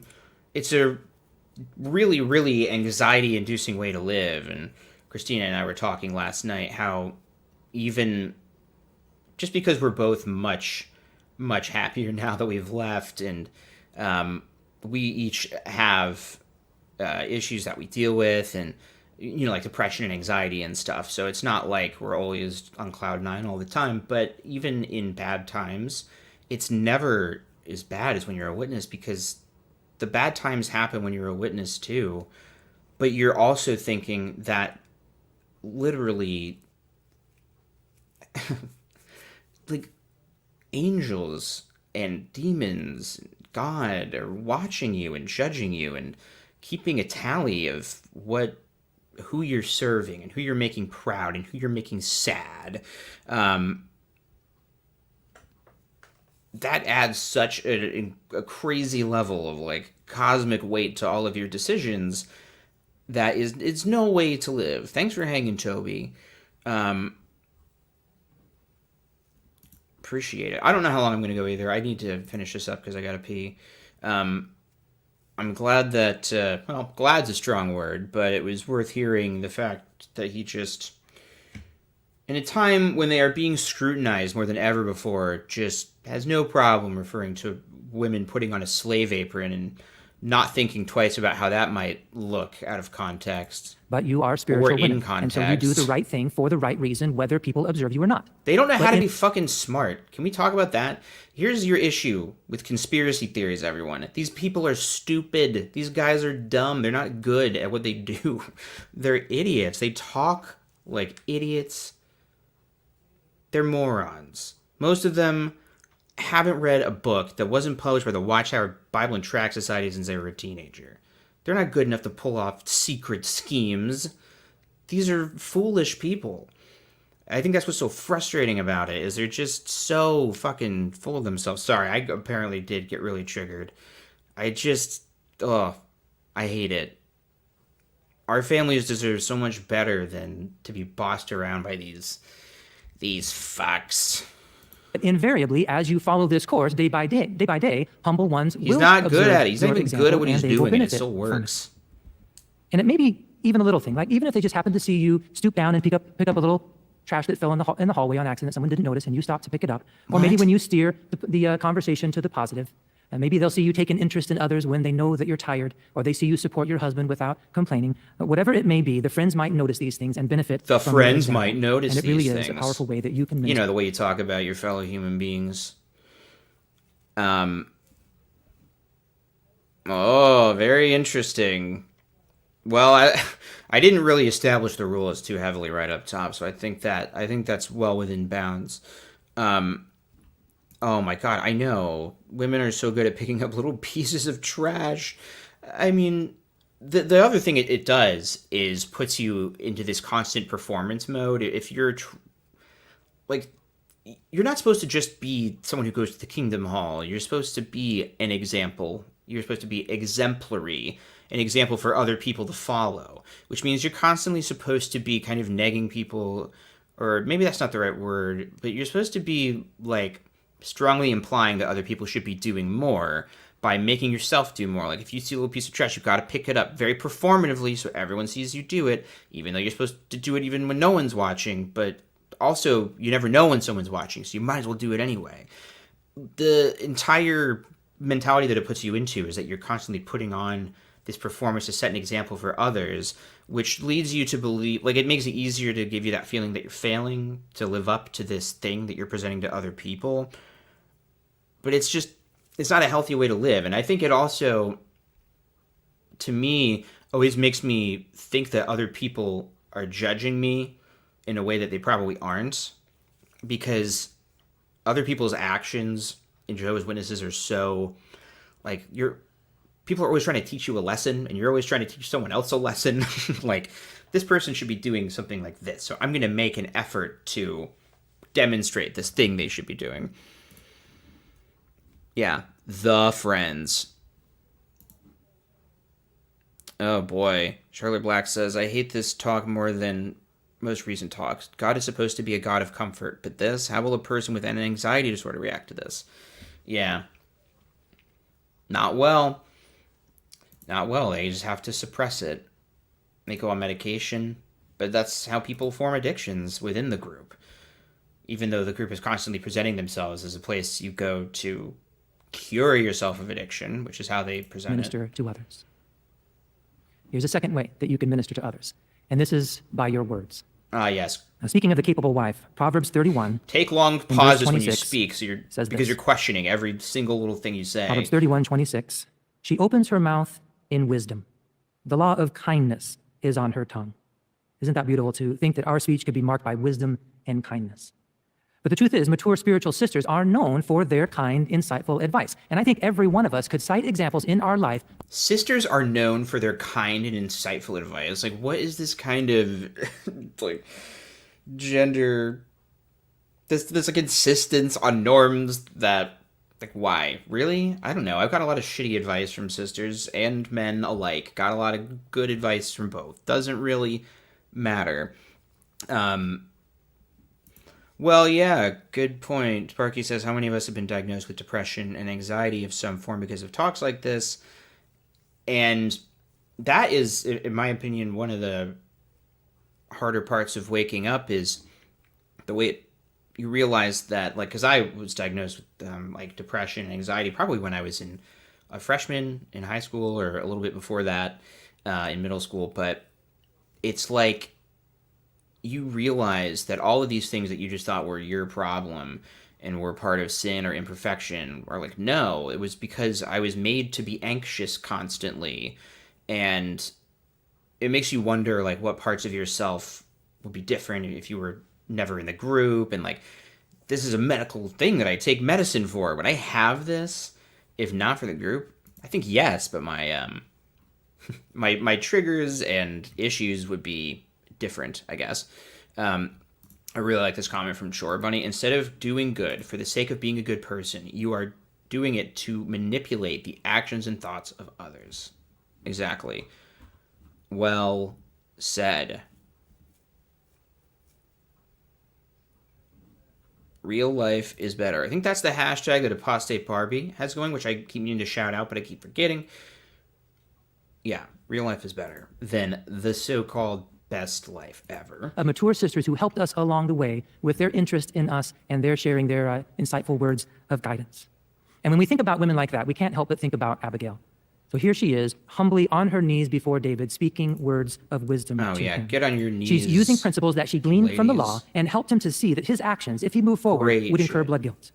She also tactfully reminded him that Jehovah had anointed him to be the future king of Israel. Tactfully. The Bible doesn't fucking say that. They just add in their fan fiction. Like, now, no doubt, because she was a woman who served Jehovah, she understood the Jehovah's Witness rules that we have. So she would have done this tactfully. She probably had a little ministry school book of some kind teaching her how to be tactful. And so he wouldn't want anything to sully his record or to cause him regret. Mature. And even in David's emotionally charged state, her words of wisdom made him stop in his tracks and change his course.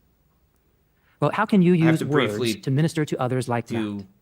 Something. Well, it's not uncommon in talks like this at Gilead that we're reminded we may not want to quote Gilead all the time, that in Gilead we learn this, and Gilead we learn that, and we know that you won't do that. We understand why. But the fact is... God, okay, so this was going to be my angle if I did a follow-up video on Gilead. I don't know if I will. Covering it on this crazy stream is probably enough, right? But Gilead is a very flattering program. It was really intriguing seeing that behind this, or that leaked video of Toni Morris teaching a Gilead class, because the vibe is just, we are the best of the best. We are the smartest spiritual people in the world. You are the cream of the crop, and obviously this gives you a level of spiritual status above other people, and you're going to want to talk about it all the time because it's amazing. It's the best thing that's ever happened to you, but you got to be humble. You got to be humble. Yes, you're better, but you do have to be, like, that's, it's the kind of narrative that's very different for rank and file Jehovah's Witnesses. And you might say, but this is released for all Jehovah's Witnesses. But I think that's the point.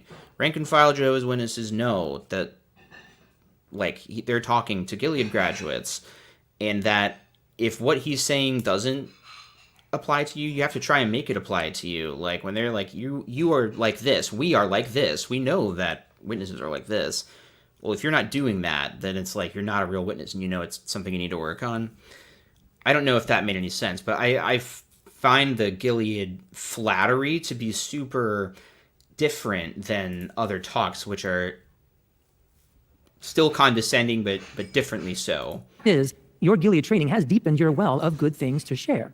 And so humbly, after what listening, happened you to may find that degree we opportunities were where talking you about can share these earlier? good things with others. And it's often those informal, spontaneous, one-on-one conversations where we get an opportunity to do this. Maybe they crop up at work, or in the hallway on the way home from work, or between doors in the ministry, or before and after the meetings at the Kingdom Hall. Those are the appropriate times to socialize as a Jehovah's Witness. Between doing Jehovah's Witness things, that's when you are able to have conversations that are still upbuilding and witnessy, by the way. They should really always be about witness stuff in an undertone, day and night, you might say. Where we can just take the time and listen to others, listen to what is on their hearts and mind, and then we just preach to them. We just share Jehovah's thinking on the matter at hand.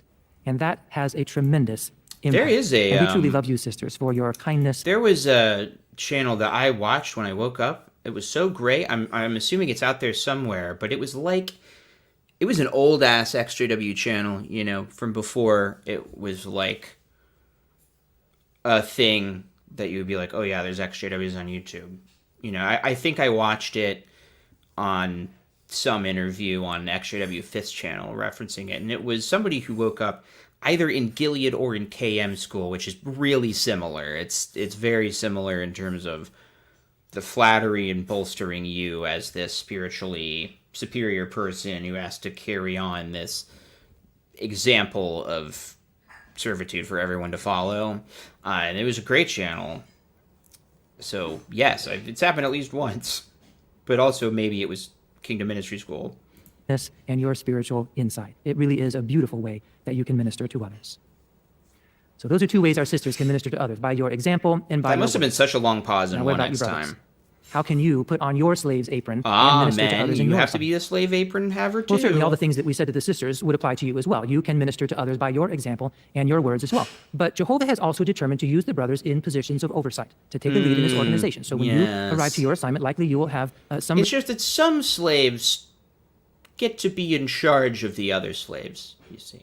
Because that's just how God decided it should be. So we're all equal, we're all slaves. It's just that you don't get to do this, like, the in-charge stuff that we get to do. Some responsibility or oversight in your work. But it just requires as humility. Jesus' example taught us, those in authority should also be ministers. Truly. So how can you use your Gilead training then to minister boys. to others, the way you carry out your assignment? Here are two ways. The first way, approach your assignment as a shepherd. Approach your assignment as a shepherd. David set a fine example in this way, because David, as a... This is where you get the infantilizing JW speak, is like, be a shepherd. And shepherds are supposed to be like, oh, it's okay, it's okay. You're just a little sheep. Come here, buddy. Like that kind of language. A brother approached me with a very warm smile. I'm obsessed with that guy, the scary baptism talk guy. As a young shepherd boy in the field, learned many things that would become very useful to him later in life and in his service to Jehovah. He learned how to play the harp. He learned how to use the sling. He learned how to live outdoors. But notice how his time as a shepherd affected his approach to the kingship. Turn with me, please, to the book of Psalms, and let's read Psalm 78, verses 70 through 72. No, let's not. Let's skip the scriptures. Over Jacob, his people, and over Israel, his inheritance. He shepherded them with integrity of heart, and with skillful hands he led them. So in time, David did become king, didn't he? He was given theocratic authority over all of the people of Israel. But he didn't approach that assignment. I just got a message from a Pimo in my area. That's pretty cool. This is so silly. Like, this is one of the sort of points I was trying to get at in that one video I made that was like, cults don't care about the Bible. I don't think I did a very good job with it, but it would be worth exploring more in the future. Like, there's a way that they need the organization to function in order for the bottom line of the corporation to be able to succeed in any way. So the policies come from necessity in the way that businesses work, the way that, I guess, capitalism works, but I don't understand business or money or things. But the policies and the structure, the hierarchy, that MLM pyramid shape to the way money flows up, but only very selectively out, chosen by those at the top where resources are spent, Shit, I got so distracted by a comment that I forgot what I was saying. they make the rules, and then they can just broadly slap in, let all things take place decently and by arrangement, which is a scripture that doesn't say anything about being a hierarchical organization run by men only. It just says decently and arranged. But they can just do that or throw in some bad association, but like things that could mean anything. And they do. They make them mean anything. So the Bible is not important. Like, it just, as it happens, Scientology doesn't have the Bible, but they operate in a very similar way. And all of these corporate cults do. It's all same structure. So the Bible's not important. And all of this shit, what he's talking about the Bible, is like a complete waste of time. And so that's kind of where I'm at when it comes to dealing with the Bible and Jehovah's Witnesses. I'm interested in the rhetoric they use. Obviously, I was interested in the doctor thing, because that touched on an obsession of mine in the Gilly graduation video I did, if you don't know what I'm talking about. But for the most part, I'm kind of past caring about any of their biblical logic, because it's not important at all, and trying to use the Bible to dismantle it just feels like a waste of time. I don't think you should use the Bible to reason from in any circumstance. So why do I think you should use it to reason your way out of Jehovah's Witnesses? That's my perspective, and thankfully we have the perspectives of other people who do trust in the Bible and care about it and think it's, that they can reason from it effectively, and that appeals to certain people. But yeah, if you wonder why I skip the verses on the streams, I'm just kind of like, it doesn't matter. Joy in their assignment. What matters is whatever they're going to say next after the scripture. Even be able to and don't endure worry, they'll say it a difficult few work times, so you situation get it. for a time, because they know they have a way out. They know they have an overseer who is aware of their situation and is doing what he can to assist them. Here's a second way that you can minister to those whom you oversee, and that is by showing honor and respect for them. Yes, show honor and respect for your overseer. Have tender affection for one another. So tender affection just means kissing, right? I mean, what? Kissing and hugging. And sex. What if that's my church, and that's what I say that verse means, Jeffrey Winder? What are you going to say? No. Tender affection means just shaking the overseer's hand and being nice. Isn't that true? It's And kissing. why? It's because It's they were making created out. in Jehovah God's image. Each one is in a dedicated relationship with him. They are praying to Jehovah. Jehovah is listening to their prayers and answering their prayers. And also, the sheep belong to Jehovah, don't they? Purchased with the precious blood of his only begotten Son. The governing body, And at though. Bethel, we have an added reason to give them honor, because each one has received his or her assignment from Jehovah. The friends in our department, this is their sacred service. This is How is that the case? How have they received their assignment from Jehovah? If that was the case, you wouldn't need a personnel department to assign people, because Jehovah would be doing it. You wouldn't need like a spreadsheet of like what open slots you have in which department, so you need warm bodies there. You would just know there would be a divine communion with like precogs in a pool or something, and you would just know that's where we fucking send Brother Johnson. He's in the printery, because that's what Jehovah told us. Brother Hazelisp is assigned to the laundry department. Sorry, somebody in chat like last week or something said that apparently it was like an in-joke in Bethel that being assigned to the laundry department meant that you were gay. I don't know if that's true, but I saw one person say it and I believed it, and now I'm repeating it. their assignment given to them from Jehovah, try and and they do know better. it well. And so each one deserves respect and honor. Well, how will Each one they deserves sense- respect and honor. I wonder if you could use that sort of language, that sort of power imbalance, to manipulate people into compromising situations. Maybe. that we truly honor them perhaps. from the heart. Per They will fucking sense it when we haps. take note of their work and commend them frequently and sincerely. Whoa, They'll sense it commend when- them frequently and sincerely. Give me constant compliments and treats. I just say that straight up. You don't need the Bible for this stream. I just want compliments because I grew up in this cult and it makes me have a lot of self-doubt. True facts. Been trying to... I think I'm going to have to stop uploading poops to the main channel probably, because they they have just completely tanked the channel. I hate to say it. I do need to eat, and those things do not get watched as much, but I love making them. I'm not going to stop making them because it's fun. But so I'm probably going to start just a JW Poops channel. I literally did at one point and then just forgot about it. So, but I need to go out with a bang, and I have been thinking I got to do a YouTube poop of the pillow videos. I now have them. I was sent the raw footage without any Lloyd's Evan commenting over it, cutting out the long pauses that are so important to me in my whole deal. So I might chip away at that as I work on the next phase of poopery on Worldly. When we follow through on their requests promptly. And they'll sense it when we listen to their suggestions to the improve Ally the work. Department. And when they do that, if they should suggest an improvement, it doesn't mean that they are challenging our authority. It doesn't mean that they're being presumptuous. It doesn't mean that we were doing it wrong before. Even Jehovah invited suggestions from his angels in the case of Ahab, didn't he? And he approved one of their suggestions. Wow, so he's just like the guy who has to tell people all the time that that the governing body makes mistakes, or no, they don't. You just have to follow it anyway. Like, this is very similar to the talk that he gave at the annual meeting, where he said that there's no need to apology, or no. He said, nor is an apology needed for not necessarily getting things right the first time or the last time. And so, but now he's saying, well, it doesn't mean it was done wrong before. It's just Jehovah's changing it now. And you should give us a lot of compliments and say that we're doing a good job. Be really nice to us and patient and understanding, because we're not going to get everything right.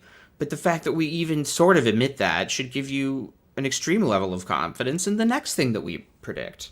And you just have to believe that, even though it's just as likely to be wrong as the thing we said before. Well, in these and other ways, we can show honor to our workmates. We show them that we have come to minister. So, what does your Gilead training qualify you, prepare you to do? It prepares you to minister to others. It's what characterized Jesus' ministry. May it characterize your service as well. As we learn, sisters can do that through your example and your words. Brothers can do that in addition to that by approaching your assignment as a shepherd, and also Did they think he's appealing? Like, do they think that he's selling this? He's not. He's like a There's no doubt that Jesus was eager motherfucker. to show Jehovah that he benefited from the fine training that he received from him. And so not only did he do what Jehovah asked him to do, he carried it out in the way that Jehovah. Oh, he's not slimy. He's kind of fuzzy. Peach fuzzy we know that you motherfucker. two are eager to apply the good things that you learn in Gilead. And so as you begin to think about maybe some of the things that you will do differently when you arrive at your assignment. When you start to think about maybe some of the things that you will do differently. Give close attention to how you will carry out your work. I was thinking Show about that not you have paying come to attention to minister. how I do anything. And when you do that, you will show now, that you because of truly this talk, benefited from your I will Gilead think about training. how I do stuff. The brothers will love you, and above all, you will have the favor and approval of our God, Jehovah. Wow. Well, we watched that. There's more to it, but I've had to pee for about 30 minutes, and I think we did all we can do. I think we've spread some joy. We talked a lot more about wallets than most other channels talk about. You got to admit, that's not the kind of scoop you get from other channels I can mention who make money. It's not important. The important thing is we have the wallet content right here. We have games where you can momentarily be a friend of me. We have voices that are suggested and then done for a few seconds and then quickly given up on, and even when they were done, not done very well. And we talk briefly about things that actually matter, but mostly it's just me pausing and talking over it. So this is where this shit's at, is the Outworldly channel. Please like and subscribe. There's always more wallets we could talk about in the future. Don't worry. I mean, that's just always there. There's always going to be my wallet list, and presumably it'll grow. It'll grow as I continue to delve deep into the mystery of why they talk about returning wallets so much. Stay tuned to the channel for something, probably. I gotta release something. Otherwise, Here's the thing. My channel will get in the algorithm maybe for 3 days. And if it doesn't, and then it's gone. Like, it doesn't have legs, really. Some of my videos do. Most of the ones I've released lately have not. And so I'm getting to the point where I do have to release something. So I'll probably release a short little something tomorrow. For some reason, Trouble in Paradise is trying to pin me into reading the Bible, which I would never do. Maybe next time, though. All right, everyone. Thank you, and goodbye.